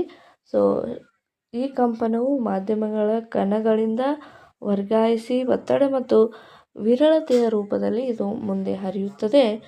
ಅಂದರೆ ಶಬ್ದವು ಉತ್ಪತ್ತಿಯಾಗುವಂಥ ಮಾಧ್ಯಮದಲ್ಲಿ ಶಬ್ದವು ಕಂಪನಗಳಿಂದ ಉತ್ಪತ್ತಿಯಾದಾಗ ಕಂಪನವು ಮಾಧ್ಯಮದ ಕಣಗಳಿಗೆ ವರ್ಗಾಯಿಸಿ. ಈಗ ಒಂದು ವಸ್ತು ಎಲ್ಲಿ ವೈಬ್ರೇಟ್ ಆಗ್ತಾ ಇದೆ ಆ ಒಂದು ವೈಬ್ರೇಟ್ ಏನಾಗುತ್ತೆ ಅಂದರೆ ವಾತಾವರಣದಲ್ಲಿರುವಂತಹ ಮಾಧ್ಯಮಗಳಿಗೆ ಅದು ಏನಾಗುತ್ತೆ ಅಂದರೆ ಟ್ರಾನ್ಸ್ಫರ್ ಆಗುತ್ತೆ. ಆವಾಗ ಆ ಗಾಳಿಯಲ್ಲಿ ಉಂಟಾಗುವಂಥ ಒತ್ತಡ ಮತ್ತು ವಿರಳತೆಗಳ ರೂಪದಲ್ಲಿ ಇವಾಗ ವಿರಳತೆ ರೂಪದಲ್ಲಿ ಇದು ಮುಂದೆ ಏನಾಗುತ್ತೆ ಹರಡುತ್ತೆ. ಕಂಪನವು ಮಾಧ್ಯಮದ ಕಣಗಳಿಗೆ ವರ್ಗಾಯಿಸಿ ಒತ್ತಡ ಮತ್ತು ವಿರಳತೆಯ ರೂಪದಲ್ಲಿ ಏನಾಗುತ್ತೆ ಹರಡುತ್ತೆ. ಯಾವುದೇ ಒಂದು ವಸ್ತು ಕಂಪನದಿಂದ ಶಬ್ದವನ್ನು ಉತ್ಪತ್ತಿ ಮಾಡ್ತಾ ಇದೆ ಅಂದಾಗ ಅದು ಗಾಳಿಯ ಒತ್ತಡಕ್ಕೆ ಮತ್ತು ವಿರಳತೆಗೆ ಏನಾಗುತ್ತೆ ಮಾಧ್ಯಮಗಳಿಗೆ ಅದು ಟ್ರಾನ್ಸ್ಫರ್ ಆಗುತ್ತೆ. ಅದು ಗಾಳಿ ಮಾಧ್ಯಮ ಆಗಿರ್ಬೋದು, ದ್ರವ ಮಾಧ್ಯಮ ಆಗಿರ್ಬೋದು ಅಥವಾ ಘನ ಆಗಿರ್ಬೋದು. ಯಾವುದೇ ಒಂದು ಮಾಧ್ಯಮದಲ್ಲಿರುವಂಥ ಕಣಗಳಿಗೆ ಈ ಶಬ್ದವು ಏನಾಗುತ್ತೆ ಅಂದರೆ ಟ್ರಾನ್ಸ್ಫರ್ ಆಗುತ್ತೆ. ಈಗ ಮಾಧ್ಯಮದ ಕಣಗಳಿಲ್ಲದೆ ಅಂದರೆ ಯಾವುದೇ ಒಂದು ಮಾಧ್ಯಮದ ಕಣಗಳು ಇಲ್ಲದೆ ಹೋದರೆ ಅಂದರೆ ಅಲ್ಲಿ ಯಾವುದೇ ರೀತಿಯಾದ ಘನ, ದ್ರವ, ಅನಿಲ ಯಾವುದೇ ಒಂದು ಸ್ಥಿತಿ ಇಲ್ಲದೆ ಹೋದರೂ ಕೂಡ ಶಬ್ದ ಏನಾಗೋದಿಲ್ಲ ಪ್ರಸಾರ ಆಗೋದಿಲ್ಲ. ನಿಮಗೆ ಎಲ್ಲರಿಗೂ ಗೊತ್ತಿರಬೇಕು, ಶಬ್ದ ಎನ್ನುವಂಥದ್ದು ಯಾವುದೇ ಮಾಧ್ಯಮದ ಸಹಾಯವಿಲ್ಲದೆ ಅದು ಕೇಳೋದಕ್ಕೆ ಸಾಧ್ಯ ಇಲ್ಲ. ಆದರೆ ಬೆಳಕು ಎನ್ನುವಂಥದ್ದು ಯಾವುದೇ ಒಂದು ಮಾಧ್ಯಮದ ಸಹಾಯವಿಲ್ಲದೆ ಎಲ್ಲಿ ಬೇಕಾದರೂ ಚಲಿಸಬಹುದು. ಘನದಲ್ಲಿ ಏನಾಗುತ್ತೆ ಅಂದರೆ ಶಬ್ದದ ವೇಗ ಹೆಚ್ಚಾಗಿರುತ್ತೆ. ಘನದಲ್ಲಿ ಶಬ್ದದ ವೇಗ ಹೆಚ್ಚಾಗಿರುತ್ತೆ. ಉದಾಹರಣೆಗೆ ರೈಲು ಹಳಿ ಮೂಲಕ ಆಗುವಂಥ ಶಬ್ದ ಹೆಚ್ಚಾಗಿರುತ್ತೆ. ಯಾಕಂದರೆ ಅದು ಘನ, ರೈಲು ಹಳಿಗಳು ಘನ ವಸ್ತುವಿನಿಂದ ಆಗಿರುತ್ತವೆ. ದ್ರವದಲ್ಲಿ ಮಧ್ಯಮ ವೇಗ. ದ್ರವದಲ್ಲಿ ಮಧ್ಯಮ ವೇಗ ಅಂದರೆ ಒಂದು ಬೆಲ್ಲನ್ನು ನೀರಿನ ಆಳದಲ್ಲಿ ಇಟ್ಟು ಅದನ್ನು ಕಂಪಿಸಿದಾಗ ಅಲ್ಲಿ ಉಂಟಾಗುವಂಥ ಶಬ್ದವು ದ್ರವದ ಮೂಲಕ ಉತ್ಪತ್ತಿಯಾಗುವಂಥ ಸಂದರ್ಭದಲ್ಲಿ ಮಾಧ್ಯಮ ರೂಪದಲ್ಲಿ ಇರುತ್ತೆ. ಗಾಳಿ ಮಾಧ್ಯಮದಲ್ಲಿ ವೇಗ ಏನಾಗಿರುತ್ತೆ ಅತ್ಯಂತ ಕಡಿಮೆ ರೂಪದಲ್ಲಿ ಇರುತ್ತೆ. ಇಷ್ಟು ಗೊತ್ತಿರಬೇಕು. ಶಬ್ದವು ಅತ್ಯಂತ ಗಾಳಿಯ ವೇಗ ಯಾವುದರಲ್ಲಿ ಹೆಚ್ಚಾಗಿರುತ್ತೆ, ಶಬ್ದದ ವೇಗ ಯಾವ ಒಂದು ಸ್ಥಿತಿಯಲ್ಲಿ ವೇಗ ಹೆಚ್ಚಾಗಿರುತ್ತೆ ಅಂದಾಗ ಘನ, ಮಧ್ಯಮ ಅಂದರೆ ದ್ರವ, ಕಡಿಮೆ ಅಂದರೆ ವಾಯುವಿನಲ್ಲಿ. ಶೂನ್ಯ ಅವಕಾಶದಲ್ಲಿ ಯಾವುದೇ ಒಂದು ಮಾಧ್ಯಮ ಇಲ್ಲದೆ ಹೋದರೆ ಅಲ್ಲಿ ಶಬ್ದವು ಏನಾಗೋದಿಲ್ಲ ಅಂದರೆ ಕೇಳಿಸೋದಿಲ್ಲ. ಯಾಕಪ್ಪ ಅಂದರೆ ಯಾವುದೇ ಒಂದು ಮಾಧ್ಯಮ ಇಲ್ಲದೆ ಇರುವಾಗ ಅಲ್ಲಿ ಯಾವುದೇ ರೀತಿಯಾದ ಕಣಗಳು ಇರುವುದಿಲ್ಲ. ಇಲ್ಲೇ ಇರುವುದರಿಂದ ಅಲ್ಲಿ ಕಂಪಿತವಾಗಿ ಉತ್ಪತ್ತಿಯಾಗಿರುವಂಥ ಶಬ್ದವು ಯಾವುದೇ ಒಂದು ಕಣಗಳಿಗೆ ಟ್ರಾನ್ಸ್ಫರ್ ಮಾಡುತ್ತೆ ಅಂದಮೇಲೆ ಅಲ್ಲಿ ಯಾವುದೇ ಒಂದು ಕಣಗಳು ಇಲ್ಲದೆ ಹೋದಾಗ ಶಬ್ದದ ಒಂದು ಪ್ರಸಾರತೆ ಅಲ್ಲಿಗೆ ಸ್ಟಾಪ್ ಆಗಿ ಬಿಡುತ್ತೆ. ಸೊ ಒಂದು ಎಕ್ಸ್ಪೆರಿಮೆಂಟನ್ನು ಮಾಡ್ಬೋದು. ಶಬ್ದವನ್ನು ಉತ್ಪತ್ತಿ ಮಾಡುವಂಥ ಒಂದು ವಸ್ತುವನ್ನು ಒಂದು ನಿರ್ವಾತದಲ್ಲಿ ಇಟ್ಟಾಗ ಶಬ್ದವು ಹೊರಗಡೆ ಬರೋದಿಲ್ಲ. ಯಾಕಪ್ಪ ಅಂದರೆ ಅಲ್ಲಿ ಯಾವುದೇ ರೀತಿಯಾದ ಒಂದು ಕಣಗಳು ಇರೋದಿಲ್ಲ, ಅಲ್ಲಿ ಶೂನ್ಯಾವಕಾಶ ಇರುತ್ತದೆ. ಹೀಗೆ ಶಬ್ದ ಪ್ರಸಾರಕ್ಕೆ ಮಾಧ್ಯಮದ ಅಗತ್ಯ, ಆದರೆ ಬೆಳಕು ಮಾಧ್ಯಮವಿಲ್ಲದೆ ಸಹ ಪ್ರಸಾರವಾಗುತ್ತದೆ. ಸೊ ಇಲ್ಲಿ ಒಂದು ಟೆಲಿಫೋನ್ ಆಟಿಕೆಯನ್ನು ಕೂಡ ಮಾಡಿದ್ದಾರೆ. ಒಂದು ದಾರದಿಂದ ಎರಡು ವಸ್ತುಗಳಿಗೆ ದಾರವನ್ನು ಕಟ್ಟಿ ಒಬ್ಬರು ಒಂದರಿಂದ ಮಾತನಾಡಿ ಇನ್ನೊಬ್ಬರು ಕೇಳಿಸ್ಕೊತಾ ಇದ್ದಾರೆ. ಇವರು ಒಬ್ಬರು ಮಾತಾಡಿದ್ದು ಇನ್ನೊಬ್ರಿಗೆ ಕೇಳಿಸ್ತಾ ಇದೆ ಅಂದರೆ ಇದಕ್ಕೆ ಒಂದು ಮಾಧ್ಯಮದ ಅವಶ್ಯಕತೆ ಇದೆ ಅಂತ ಹೇಳಿ ನಾವು ಹೇಳ್ಬೋದು. ಇದು ಒಂದು ಉದಾಹರಣೆ ಆಗಿರುತ್ತೆ. ಇನ್ನೊಂದು ಉದಾಹರಣೆ ಅಂದರೆ ಇದು ದ್ರವದಲ್ಲಿ ನೋಡುವಂಥ ಉದಾಹರಣೆ. ಯಾವ ರೀತಿಯಾಗಿ ದ್ರವದಲ್ಲಿ ಈ ರೀತಿಯಾಗಿ ನೀರಿನಲ್ಲಿ ಒಂದು ಗಂಟೆಯನ್ನು ಇಟ್ಟು ದ್ರವದ ಮೇಲ್ಭಾಗದಲ್ಲಿ ಶಬ್ದವನ್ನು ಆಲಿಸಿದರೆ ಇದು ಮಧ್ಯಮ ರೂಪದಲ್ಲಿ ಪ್ರಸಾರಣವಾಗುತ್ತದೆ. ಸೊ ಇವಾಗ ಒಂದು ಸ್ಟೀಲ್ ಪಟ್ಟಿಯನ್ನು ಹಿಡ್ಕೊಂಡು ಒಬ್ಬರಿಗೆ ಕಿವಿಗೆ ಹಿಡ್ಕೊಂಡು ಕೇಳಬೇಕು. ಒಬ್ಬರು ಆ ಸ್ಟೀಲ್ ಪಟ್ಟಿಯ ಇನ್ನೊಂದು ತುದಿಗೆ ಏನು ಮಾಡಬೇಕಪ್ಪ ಅಂದರೆ ಒಂದು ಅಳತೆ ಪಟ್ಟಿಯನ್ನು ತೆಗೆದುಕೊಂಡು ಕಿವಿಯಲ್ಲಿ ಇರಿಸಿ ಇನ್ನೊಂದು ತುದಿಗೆ ಮೆಲ್ಲಗೆ ತಟ್ಬೋದು ಅಥವಾ ಬೆರಳಿನಿಂದ ಗೀರಲಿಕ್ಕೆ ಸ್ಟಾರ್ಟ್ ಮಾಡಬೇಕು. ಆ ಒಂದು ಬೆರಳಿನಿಂದ ಗೀರಿದರೂ ಕೂಡ ಅಲ್ಲಿ ಏನಾಗುತ್ತೆ ಅಂದರೆ ಅತ್ಯಂತ ಹೆಚ್ಚಿನ ಪ್ರಮಾಣದಲ್ಲಿ ಶಬ್ದ ಉತ್ಪತ್ತಿಯಾಗುತ್ತದೆ. ಯಾಕಂದರೆ ಸ್ಟೀಲ್ ಪಟ್ಟಿ ಎನ್ನುವಂಥದ್ದು ಘನ ವಸ್ತು ಆಗಿದೆ, ಈ ನೀರು ದ್ರವ ವಸ್ತು ಆಗಿರುತ್ತೆ. ಈಗ ಮೂರನೇದು ಇದು ಅನಿಲ ವಸ್ತುವಲ್ಲಿ ಈ ರೀತಿಯಾಗಿ ಘನ, ದ್ರವ, ಅನಿಲ ರೂಪದಲ್ಲಿ ಶಬ್ದಗಳು ಏನಾಗುತ್ತೆ ಅಂದರೆ ಉತ್ಪತ್ತಿ ಆಗುತ್ತೆ. ಮೀನ್ಸ್ ಈಗ ಧ್ವನಿಯ ಬಗ್ಗೆ ನಾವು ಡೀಟೇಲ್ ಆಗಿ ಏನೆಲ್ಲ ಒಳಗೊಂಡಿರುತ್ತೆ, ಶಬ್ದ ಯಾವ ರೀತಿಯಾಗಿ ಉಂಟಾಗುತ್ತೆ, ಯಾವ ರೀತಿಯಾಗಿ ವೈಬ್ರೇಷನ್ ಆಗುತ್ತೆ, ವೈಬ್ರೇಷನ್ ಆಗಿರುವಂಥದ್ದು ಮಾಧ್ಯಮದ ಮೂಲಕ ಯಾವ ರೀತಿಯಾಗಿ ಬರುತ್ತೆ, ಕಿವಿಗೆ ಮನುಷ್ಯರಲ್ಲಿ ಯಾವ ರೀತಿಯಾಗಿ ಶಬ್ದ ಉಂಟಾಗುತ್ತೆ ಅನ್ನೋದನ್ನು ನಾವು ಡೀಟೇಲ್ ಆಗಿ ಡಿಸ್ಕಸ್ ಮಾಡಿದ್ವಿ. ಈಗ ಕಿವಿಗಳ ಮೂಲಕ ಶಬ್ದವು ಕೇಳಿಸುವ ವಿಧಾನ, ಯಾವ ರೀತಿಯಾಗಿ ಕಿವಿಯಲ್ಲಿ ಶಬ್ದವು ಕೇಳಿಸುತ್ತೆ, ಅಲ್ಲಿ ಯಾವ ರೀತಿಯಾಗಿ ವರ್ಕ್ ಆಗುತ್ತೆ ಅಂತ ಈಗ ನೋಡ್ತಾ ಹೋಗೋಣ. ಕಿವಿಗಳ ಮೂಲಕ ಶಬ್ದವು ಹಂತ ಹಂತವಾಗಿ ಕೇಳಿಸುತ್ತೆ. ಸೊ ನಮಗೆ ಯಾವುದೇ ಒಂದು ಶಬ್ದ ಆಗಿರ್ಬೋದು ಈಸಿಯಾಗಿ ನಾವು ಏನು ಮಾಡ್ತೀವಿ, ಅಬ್ಸಾರ್ವ್ ಮಾಡ್ತೀವಿ, ಈಸಿಯಾಗಿ ನಾವು ಹಿಯರೇಬಲ್ ಮಾಡ್ತೀವಿ. ಆ ನಂತರ ಇಲ್ಲಿ ನಮಗೆ ಎಷ್ಟು ಫಾಸ್ಟಾಗಿ ನಾವು ರಿಪ್ಲೈ ಮಾಡ್ತೀವಿ ಅಂದರೆ ಫ್ರ್ಯಾಕ್ಷನ್ ಆಫ್ ಸೆಕೆಂಡಲ್ಲಿ ನಾವು ಥಿಂಕ್ ಮಾಡಿ ಅದನ್ನು ಆನ್ಸರ್ ಮಾಡ್ತೀವಿ.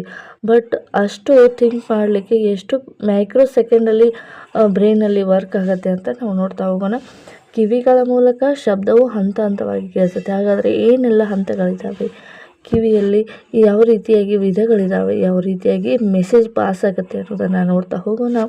ಕಿವಿಗಳ ಮೂಲಕ ಇಲ್ಲಿ ನಮಗೆ 3 ವಿಧಗಳನ್ನು ನೋಡ್ತೀವಿ. ಬಾಹ್ಯ ಕಿವಿ, ಔಟರ್ ಇಯರ್, ಮಧ್ಯ ಕಿವಿ, ಮಿಡಲ್ ಇಯರ್, ಕಿವಿ ಪರದೆ ಅಂದರೆ ಏರ್ ಡ್ರಮ್. ನಾವು ಮೊದಲಿಗೆ ಬಾಹ್ಯ ಕಿವಿ ಅಂದರೆ ಶಬ್ದ ತರಂಗಗಳನ್ನು ಗ್ರಹಿಸಿ ಕಿವಿನಾಳದ ಮೂಲಕ ಒಳಗೆ ಕಳಿಸುತ್ತದೆ. ಓಕೆ, ಕಿವಿಯ ಮೂಲಕ ಏನು ಮಾಡುತ್ತೆ, ಸಂದೇಶವನ್ನು ಮೊದಲಿಗೆ ಒಳಗಡೆ ಕಳಿಸುತ್ತೆ. ಮಧ್ಯದ ಕಿವಿಯನ್ನು ತಲುಪುತ್ತೆ.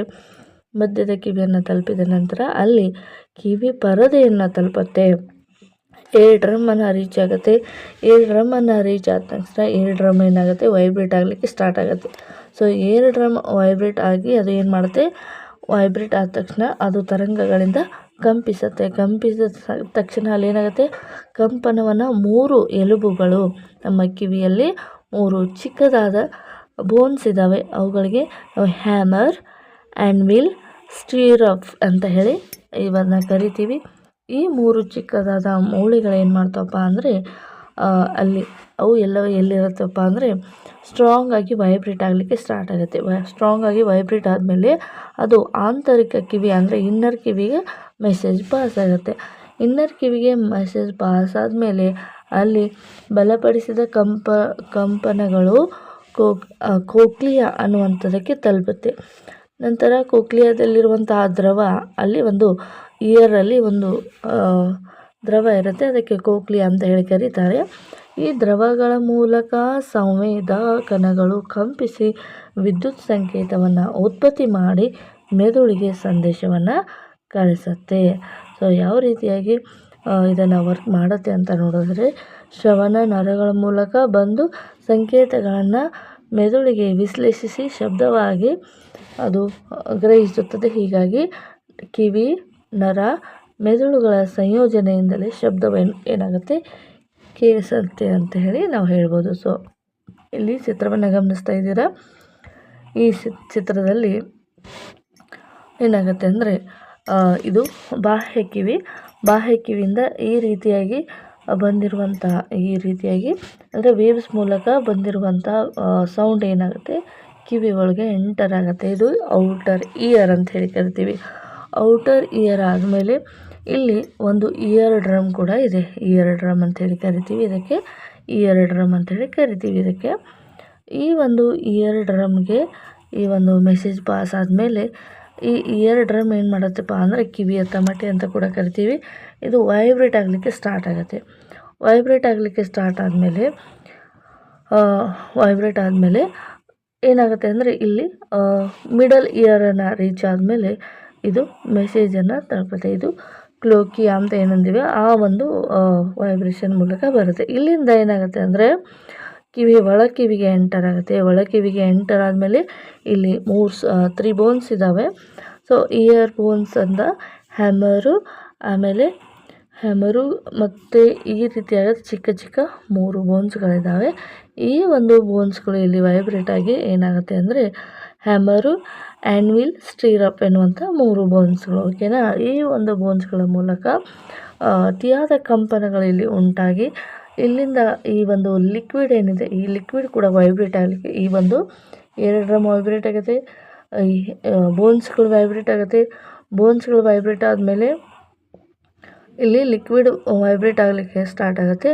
ಈ ಲಿಕ್ವಿಡ್ ಎನ್ನುವಂಥದ್ದು ವಿದ್ಯುತ್ಕಾಂತೀಯ ತರಂಗಗಳ ಮೂಲಕ ಮೆಸೇಜನ್ನು ಪಾಸ್ ಮಾಡುತ್ತೆ. ಈ ರೀತಿಯಾಗಿ ಪಾಸ್ ಮಾಡಿರುವಂಥ ಮೆಸೇಜು ಏನಾಗುತ್ತೆ ಅಂದರೆ ಮೆದುಳಿಗೆ ತಿಳಿಸಿ ಮೆದುಳು ಶಬ್ದವನ್ನು ಗ್ರಹಿಸಿ ನಾವು ಆನ್ಸರ್ ಮಾಡಲಿಕ್ಕೆ ಈಸಿಯಾಗುವಂತೆ ಹೆಲ್ಪ್ ಮಾಡುತ್ತೆ. ಸೊ ಇಷ್ಟು ಮಾನವನ ದೇಹದಲ್ಲಿ ಶಬ್ದವು ಗ್ರಹಿಸಿ ಯಾವ ರೀತಿಯಾಗಿ ವರ್ಕ್ ಮಾಡುತ್ತೆ ಅನ್ನೋದನ್ನು ನಾವು ಕಂಡುಕೊಂಡ್ವಿ. ಸೊ ಈಗ ಶಬ್ದವನ್ನು ಯಾವ ರೀತಿಯಾಗಿ ನಾವು ಗ್ರಹಿಸ್ತೀವಿ ಅನ್ನೋದನ್ನು ತಿಳ್ಕೊಂಡ್ವಿ. ಇವಾಗ ಮುಂದುವರೆದು ಕಂಪನದ ಪಾರ ಅಂದರೆ ಆ್ಯಂಪ್ಲಿಟ್ಯೂಡ್ ಎಂದರೆ ಏನು ಅಂತ ನಾವು ಹೇಳಿ ಡಿಸ್ಕಸ್ ಮಾಡ್ತಾ ಹೋಗೋಣ. ಕಂಪನ ಎಂದರೇನು? ಒಂದು ಕಂಪನಗೊಳ್ಳುವ ವಸ್ತು ಅಂದರೆ ವೈಬ್ರೇಷನ್ ಆಗುವಂಥ ವಸ್ತು ತನ್ನ ಸಮತೋಲನದ ಸ್ಥಿತಿಯನ್ನು ಒಂದು ಕಂಪನಗೊಳ್ಳುವ ವಸ್ತು ತನ್ನ ಸಮತೋಲನ ಸ್ಥಿತಿಯಿಂದ ಗರಿಷ್ಠ ಸರಾಸರಿ ದೂರವನ್ನು ಕಂಪಿಸಿದ ಒಂದು ದೂರಕ್ಕೆ ನಾವು ಕಂಪನದ ಪಾರ ಅಂತೇಳಿ ಕರಿತೀವಿ. ಅಂದರೆ ಇದನ್ನು ಸರಳವಾಗಿ ನಾನು ಎಕ್ಸ್ಪ್ಲೈನ್ ಮಾಡೋದಾದರೆ ಈಗ ಒಂದು ಎಕ್ಸ್ ವೈ ಎಕ್ಸಸ್ ಈ ರೀತಿಯಾಗಿ ತೆಗೆದುಕೋತೀನಿ. ಇದನ್ನು ಸ್ಟಾರ್ಟಿಂಗ್ ಪಾಯಿಂಟ್ ಅಂತ ಅನ್ಕೋತೀನಿ.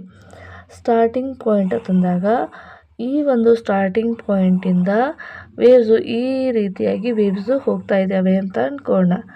ಸೊ ಈಗ ಎಕ್ಸ್ ಎಕ್ಸಸ್ ಏನಿದೆ ಈ ಎಕ್ಸ್ ಎಕ್ಸಸ್ಗೆ ನಾವು ಮೀನ್ ಪೊಸಿಷನ್ ಅಂತ ಹೇಳಿ ಕರಿತೀವಿ. ಸೊ ಇದು ಮ್ಯಾಕ್ಸಿಮಮ್ ಎಷ್ಟು ರೀಚ್ ಆಗಿದೆ, ಡೌನ್ ಸೈಡ್ ಮ್ಯಾಕ್ಸಿಮಮ್ ಎಷ್ಟು ರೀಚ್ ಆಗಿದೆ, ಸೊ ಮೀನ್ ಪೊಸಿಷನ್ನಿಂದ ಎಕ್ಸ್ಟ್ರೀಮ್ ಪೊಸಿಷನ್ವರೆಗೆ ಎಷ್ಟು ವೈಬ್ರೇಟ್ ಆಗಿದೆ, ಗರಿಷ್ಠ ಸರಾಸರಿ ದೂರವನ್ನು ನಾವು ಕಂಪನದ ಪಾರ ಅಥವಾ ಆ್ಯಂಪ್ಲಿಟ್ಯೂಡ್ ಅಂತ ಹೇಳಿ ಕರಿತೀವಿ. ಸೊ ಅರ್ಥ ಆಯಿತು ಅನ್ಕೋತೀನಿ. ಒಂದು ಕಂಪನವು ಮೀನ್ ಪೊಸಿಷನ್ನಿಂದ ಎಕ್ಸ್ಟ್ರೀಮ್ ಪೊಸಿಷನ್ವರೆಗೆ ಇಲ್ಲಿ ಸಂದೇಶ ಮ್ಯಾಕ್ಸಿಮಮ್ ಆಗಿ ರೀಚ್ ಆಗೋದಕ್ಕೆ ಕಂಪನದ ಪಾರ ಅಂತೇಳಿ ಕರಿತೀವಿ. ಒಂದು ಕಂಪನಗೊಳ್ಳುವ ವಸ್ತು ತನ್ನ ಸಮತಲ ಸ್ಥಿತಿಯಿಂದ ಸಮತಲ ಅಂದರೆ ಮೀನ್ ಪೊಸಿಷನ್ಗೆ ನಾವು ಸಮತಲ ಸ್ಥಿತಿ ಅಂತೇಳಿ ಕರಿತೀವಿ.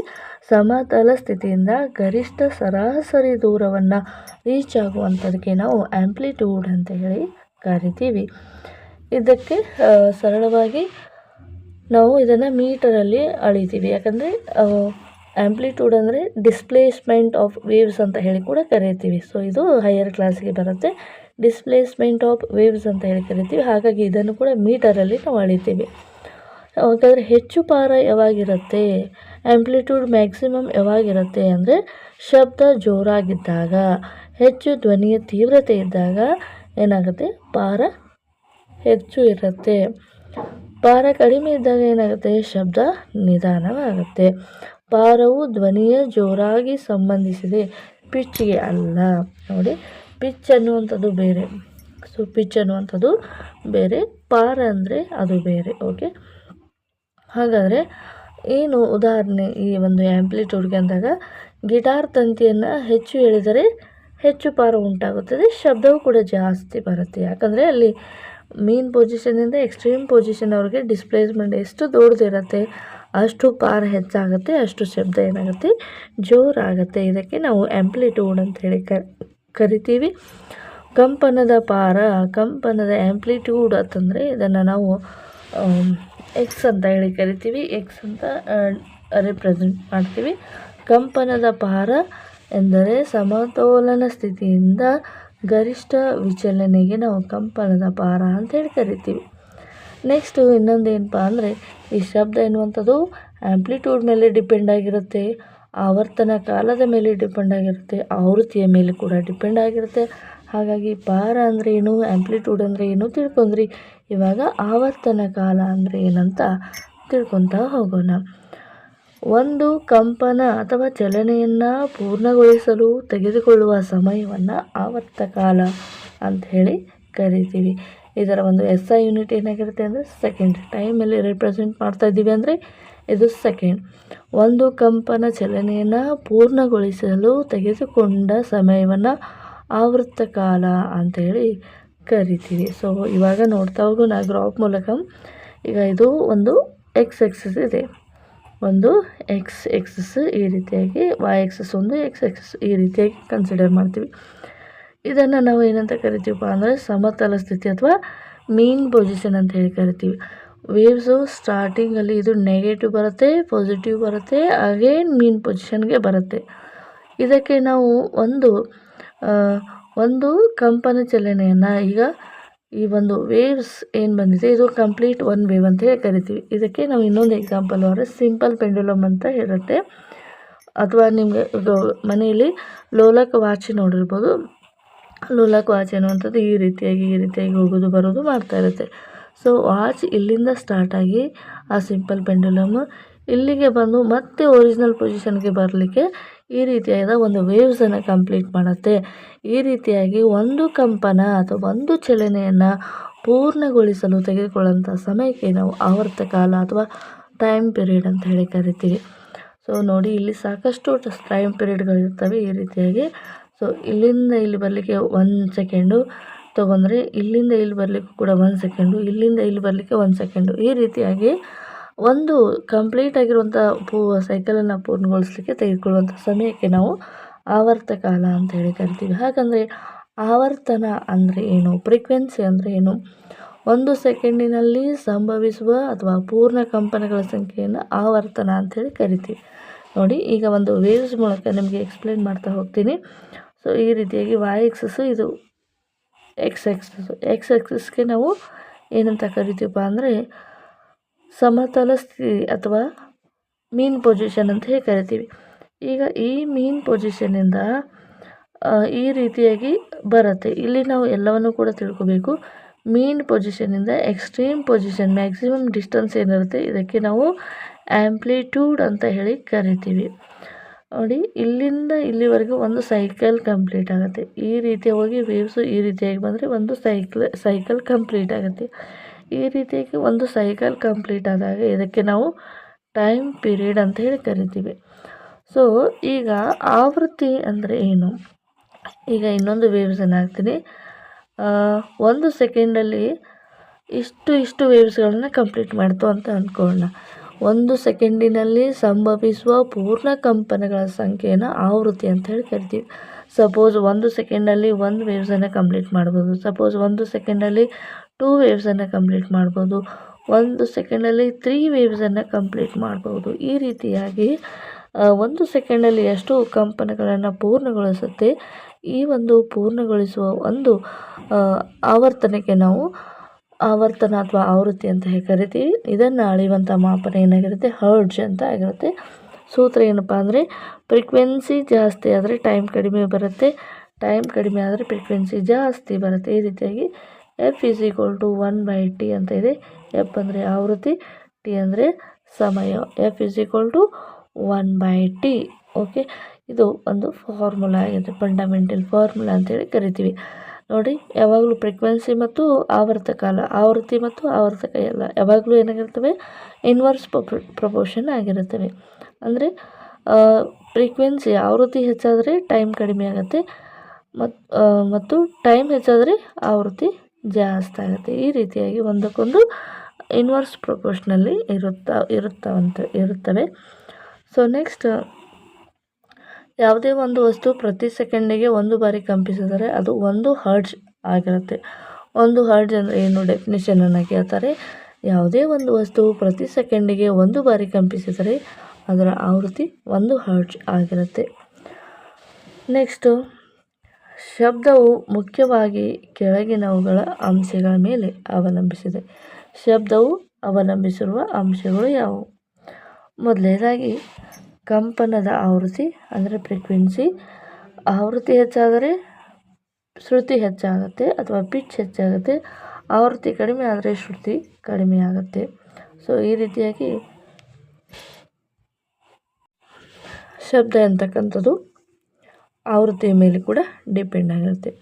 ಕಂಪನದ ವ್ಯಾಪ್ತಿ ಅಥವಾ ಆ್ಯಂಪ್ಲಿಟ್ಯೂಡ್ ಮೇಲೆ ಕೂಡ ಡಿಪೆಂಡ್ ಆಗಿರುತ್ತೆ. ವ್ಯಾಪ್ತಿ ಹೆಚ್ಚಾದರೆ ಶಬ್ದ ಜೋರಾಗುತ್ತದೆ, ವ್ಯಾಪ್ತಿ ಕಡಿಮೆ ಆದರೆ ಶಬ್ದ ಕಡಿಮೆ ಆಗುತ್ತೆ. ಇದನ್ನು ಮಲ್ಟಿಪಲ್ ಚಾಯ್ಸಲ್ಲಿ ಅಥವಾ ಶಬ್ದವು ಮುಖ್ಯವಾಗಿ ಅವಲಂಬಿಸಿರುವ ಅಂಶಗಳು ಯಾವುವು ಅಂತ ಹೇಳಿ ಕೇಳಬಹುದು. ಸೊ ಕಂಪಿಸುವ ವಸ್ತುವಿನ ಸ್ವಭಾವ ಯಾವ ರೀತಿಯಾಗಿರುತ್ತೆ ಅಂತ ಇಲ್ಲಿ ಸ್ವಭಾವ ಅಂದರೆ ಆ ವಸ್ತು ಗಾತ್ರ ದೊಡ್ಡದಾಗಿದೆಯಾ ಅಥವಾ ದಪ್ಪವಾಗಿದೆಯಾ ಅಥವಾ ಇತ್ಯಾದಿಗಳ ಶಬ್ದದ ಗುಣಮಟ್ಟವನ್ನು ಅವಲಂಬಿಸಿರುತ್ತೆ. ಈ ಒಂದು ಫ್ರೀಕ್ವೆನ್ಸಿ ಎಷ್ಟಿದೆ, ಫ್ರೀಕ್ವೆನ್ಸಿ ಜಾಸ್ತಿ ಬರ್ತಾ ಇದೆಯಾ ಅಥವಾ ಕಡಿಮೆ ಬರ್ತಾ ಇದೆಯಾ ಅನ್ನೋದ್ರ ಮೇಲೆ ಇದು ಡಿಪೆಂಡ್ ಆಗಿರುತ್ತೆ. ಅಷ್ಟೇ ಇಂಪಾರ್ಟೆಂಟಾಗಿ ಯಾವುದೇ ಒಂದು ಫ್ರೀಕ್ವೆನ್ಸಿ ಮೂಮೆಂಟ್ ಆಗಬೇಕಾದ್ರೆ ಅಲ್ಲಿ ಒಂದು ವಸ್ತುವಿನಲ್ಲಿ ಒಂದು ಶಬ್ದವು ಒಂದು ಸ್ಥಳದಿಂದ ಇನ್ನೊಂದು ಸ್ಥಳಕ್ಕೆ ಮೂವ್ ಆಗಬೇಕಾದ್ರೆ ಅಲ್ಲಿ ಬೇಕಾಗಿರುವಂಥ ಮುಖ್ಯವಾಗಿ ಮಾಧ್ಯಮ ಎನ್ನುವಂಥದ್ದು. ಸೊ ಶಬ್ದವು ಹರಡುವ ಮಾಧ್ಯಮದ ಮೇಲೂ ಕೂಡ ಅವಲಂಬಿಸಿರುತ್ತೆ. ಇದು ಶೂನ್ಯಾವಕಾಶದಲ್ಲಿ ಏನಾಗೋದಿಲ್ಲಪ್ಪ ಅಂದರೆ ಹರಡುವುದಿಲ್ಲ. ಅಂದರೆ ಯಾವುದೇ ಒಂದು ಶಬ್ದ ಪ್ರಸಾರವಾಗಬೇಕಾದ್ರೆ ಘನ, ದ್ರವ, ಅನಿಲ ಇವುಗಳ ಮೇಲೆ ಅವಲಂಬಿಸಿರುತ್ತದೆ. ಶಬ್ದದ ಮುಖ್ಯ ಲಕ್ಷಣಗಳು ಎಂಥದ್ದು? ಶಬ್ದದ ಮುಖ್ಯ ಲಕ್ಷಣಗಳು ಯಾವುವು? ಶಬ್ದಕ್ಕೆ ಪ್ರಮುಖವಾಗಿ 3 ಮುಖ್ಯ ಲಕ್ಷಣಗಳಿವೆ. ಶ್ರುತಿ ಅಂದರೆ ಶಬ್ದದ ತೀಕ್ಷ್ಣತೆ ಅಥವಾ ತೂಕವನ್ನು ಶ್ರುತಿ ಎನ್ನುತ್ತಾರೆ. ಶಬ್ದದ ತೀಕ್ಷ್ಣತೆ ಮತ್ತು ತೂಕವನ್ನು ಶ್ರುತಿ ಅಂತ ಹೇಳಿ ಕರೀತೇವೆ. ಇದು ಕಂಪನದ ಆವೃತ್ತಿಯ ಮೇಲೆ ಅವಲಂಬಿಸಿದೆ. ಆವೃತ್ತಿ ಹೆಚ್ಚಾದರೆ ಶ್ರುತಿ ಹೆಚ್ಚಾಗುತ್ತೆ, ಆವೃತ್ತಿ ಕಡಿಮೆ ಆದರೆ ಶ್ರುತಿ ಕಡಿಮೆ. ಶ್ರುತಿ ಅಂದ್ರೇನು? Pitch, high pitch, low pitch ಅಂತಾರಲ್ಲ ಅದೇ.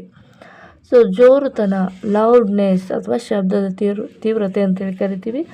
ಶಬ್ದ ಹೆಚ್ಚು ಜೋರಾಗಿದೆ ಎಂದು ತೀವ್ರತೆ ಅಂದರೆ ಎಷ್ಟು ಶಬ್ದ ಜೋರಾಗಿರುತ್ತೆ ಅದಕ್ಕೆ ಶಬ್ದದ ತೀವ್ರತೆ ಜಾಸ್ತಿ ಇರುತ್ತೆ ಅಂತ ಹೇಳಿ ಕರಿತೀವಿ.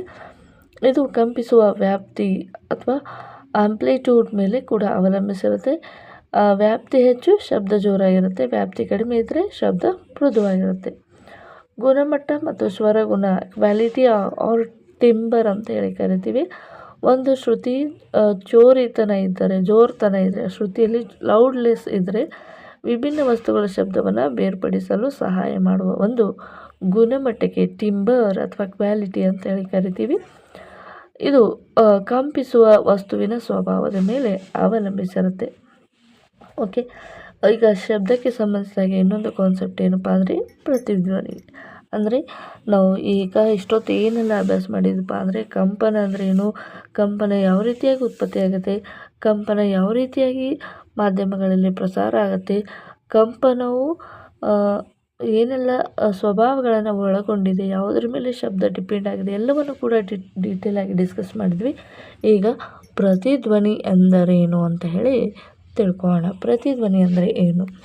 ಶಬ್ದವು ಯಾವಾಗಲೂ ಕಠಿಣ ಅಥವಾ ದೊಡ್ಡ ಅಡೆತಡೆಯಿಂದ ತಾಕಿ ಹಿಂದು ತಿರುಗಿ ಮೂಲ ಶಬ್ದದ ನಂತರ ಪ್ರತ್ಯೇಕವಾಗಿ ಕೇಳಿಸಿದರೆ ಅದನ್ನು ಪ್ರತಿಧ್ವನಿ ಅಂತೇಳಿ ಕರಿತೀವಿ. ಪ್ರತಿಧ್ವನಿ ಅಂದರೆ ಏನು? ಈಗ ಮೂಲ ಸ್ಥಾನದಲ್ಲಿ ನೀವು ಸಾಮಾನ್ಯವಾಗಿ ಒಂದು ಹೊಸದಾಗಿರುವಂಥ ಹಾಲ್ ಆಗಿರ್ಬೋದು, ಈ ರೀತಿಯಾಗಿ ಹಾಲಲ್ಲಿ ನೀವು ನಿಂತು ಏನಾದರೂ ಮಾತಾಡಿದಾಗ ಅಲ್ಲಿ ಎಕೋ ಆಗುತ್ತೆ. ಅದೇ ರೀತಿಯಾಗಿ ಗೋಲ್ ಗುಂಬಜಲ್ಲಿ ಎಕೋ ಆಗುತ್ತೆ ಅಂತ ನೀವು ಕೇಳಿರ್ಬೋದು. ಈ ರೀತಿಯಾಗಿ ಎಕೋ ಎನ್ನುವಂಥದ್ದು ಎರಡು ನಿರ್ದಿಷ್ಟವಾದ ಅಂದರೆ ಯಾವುದು ಶಬ್ದ ಮಾಡ್ತಾ ಇದೆ ಅದು ಶಬ್ದ ಹೋಗಿ ರೀಚ್ ಆಗಿ, ಈಗ ಫಾರ್ ಎಕ್ಸಾಂಪಲ್ ನೀವು ಒಂದು ಕಡೆ ಇಲ್ಲಿ ನಿಂತ್ಕೊಂಡಿದ್ದೀರಾ ಅಂತ ಅಂದ್ಕೊಳ್ಳೋಣ. ಇಲ್ಲಿ ಒಂದು ಬೆಟ್ಟ ಇದೆ ಅಂತ ಅಂದ್ಕೊಳ್ಳೋಣ. ಇಲ್ಲಿ ನಿಂತು ನೀವು ಏನಾದರೂ ಮಾತಾಡಿದಾಗ, ಕಿರಿಚಿದಾಗ ಅಥವಾ ಏನಾದರೂ ಹೇಳಿದಾಗ ಈ ಒಂದು ಗುಡ್ಡಕ್ಕೆ ಆ ಒಂದು ಶಬ್ದ ರೀಚಾಗಿ ಮತ್ತೆ ಬಂದು ನಿಮಗೆ ಕೇಳಿ ಮತ್ತೆ ರೀಚಾಗಿ ಈ ರೀತಿಯಾಗಿ ನಿಮ್ಮದೇ ಧ್ವನಿ ಹಲವಾರು ಬಾರಿ ಆ ಒಂದು ಬೆಟ್ಟಕ್ಕೆ ತಲುಪಿ ವಾಪಸ್ ಬರುವಂಥದ್ದಕ್ಕೆ ಎಕೋ ಅಂತ ಹೇಳಿ ಕರಿತೀವಿ. ಅಂದರೆ ಪ್ರತಿಧ್ವನಿ ಅಂತ ಹೇಳಿ ಕರಿತೀವಿ. ಶಬ್ದವು ಯಾವುದೇ ಒಂದು ಕಠಿಣ ಅಥವಾ ದೊಡ್ಡ ಅಡೆತಡೆಯಿಂದ ತಾಗಿ ಹಿಂದಿರುಗಿ ಮತ್ತೆ ಮೂಲ ಶಬ್ದದ ನಂತರ ಪ್ರತ್ಯೇಕವಾಗಿ ಕೇಳಿಸಿದರೆ ಅದನ್ನು ನಾವು ಪ್ರತಿಧ್ವನಿ ಅಂತ ಹೇಳಿ ಕರಿತೀವಿ. ಪ್ರತಿಧ್ವನಿ ಉಂಟಾಗಲು ಕಾರಣ ಏನು ಅಂತ ನೋಡೋದಾದರೆ, ಶಬ್ದವು ಅಲೆಗಳ ರೂಪದಲ್ಲಿ ಹರಡುತ್ತದೆ. ಅಲೆಗಳು ಪರ್ವತ, ಕಟ್ಟಡ ಮತ್ತು ಗೋಡೆ, ಗುಹೆ.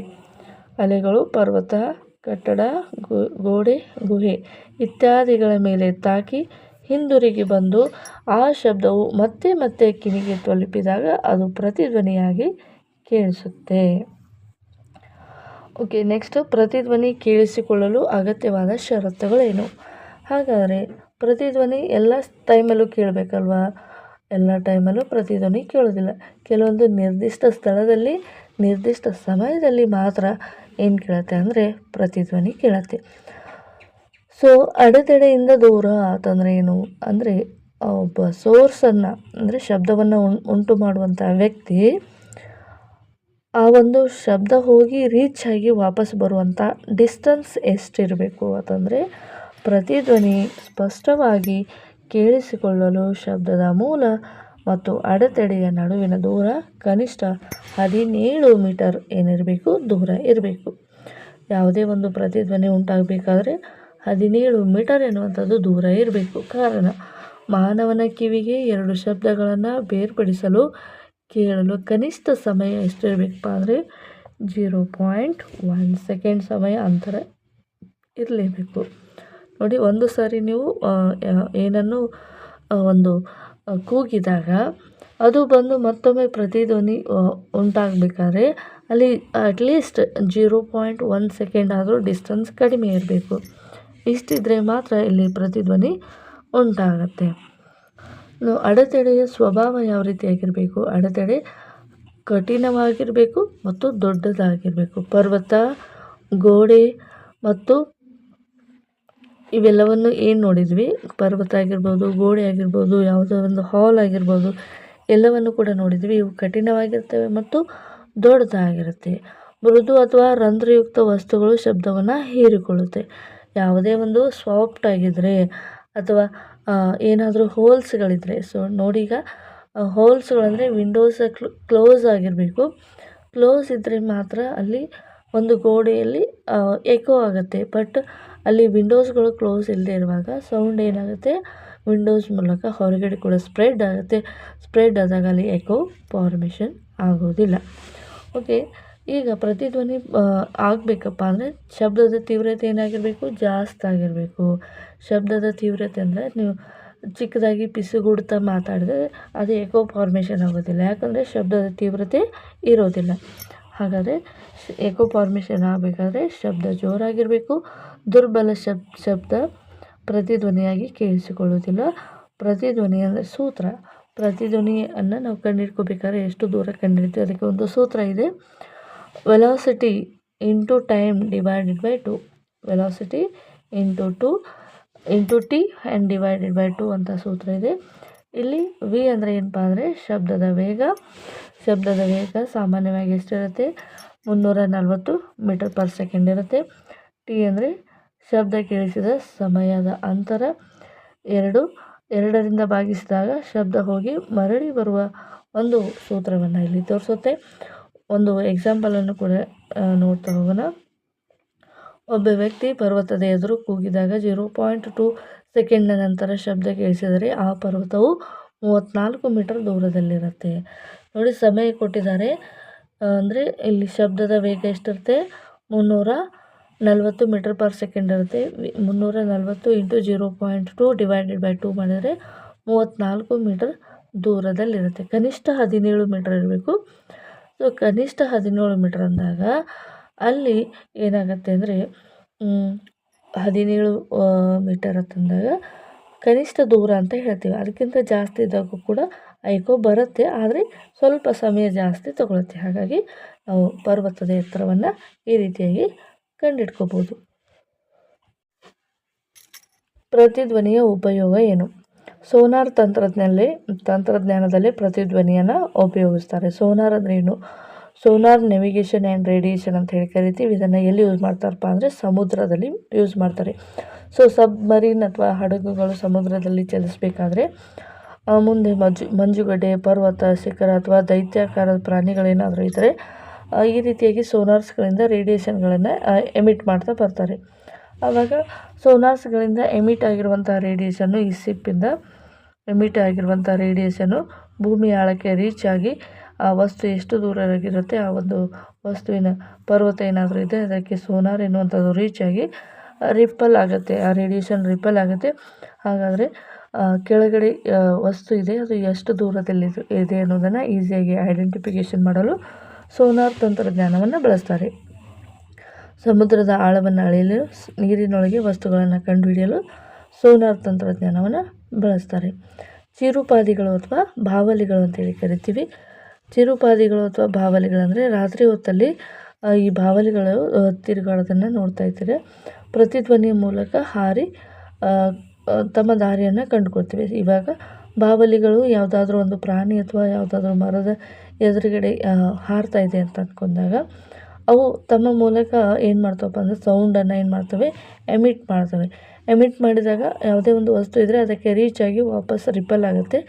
ರಿಪಲ್ ಆದಾಗ ಈ ಒಂದು ಬಾವಲಿಗಳಿಗೆ ಕೂಡ ಏನು ಮಾಡ್ತವಪ್ಪ ಅಂದರೆ ತಮ್ಮ ಒಂದು ಪ್ರತಿಧ್ವನಿಯ ಮೂಲಕ ವಸ್ತುಗಳ ದೂರವನ್ನು ಅಥವಾ ಬೇರೆ ದಾರಿಗಳನ್ನು, ಯಾವುದೇ ಒಂದು ರಿಪ್ಲೈ ಬರಲಿಲ್ಲ ಅಂದರೆ ಆ ಬಾವಲಿಗಳು ಅದೇ ಒಂದು ದಾರಿಯಲ್ಲಿ ಕಂಟಿನ್ಯೂ ಮಾಡುತ್ತೆ. ಯಾವುದಾದ್ರೂ ರಿಪ್ಲೈ ಬಂದರೆ ಆ ಕಡೆ ಅವು ದಾರಿಯನ್ನು ಶಿಫ್ಟ್ ಮಾಡ್ತವೆ. ಸೊ ವೈದ್ಯಕೀಯದಲ್ಲಿ ಅಲ್ಟ್ರಾಸೌಂಡಲ್ಲಿ ಯೂಸ್ ಮಾಡ್ತಾರೆ. ಅಂದರೆ ದೇಹದಲ್ಲಿರುವಂಥ ಒಳ ಅಂಗಗಳ ಚಿತ್ರಣಕ್ಕೆ ಅಲ್ಟ್ರಾಸಾನಿಕ್ ಸೌಂಡ್ಸನ್ನು ಯೂಸ್ ಮಾಡ್ತಾರೆ. ಅಕೋಸ್ಟಿಕ್ಸಲ್ಲಿ ಕೂಡ ಯೂಸ್ ಮಾಡ್ತಾರೆ. ಅಕೋಸ್ಟಿಕ್ಸ್ ಅಂದರೆ ಏನಪ್ಪ ಅಂದರೆ it is a branch of physics. It can be deals with the study of physics.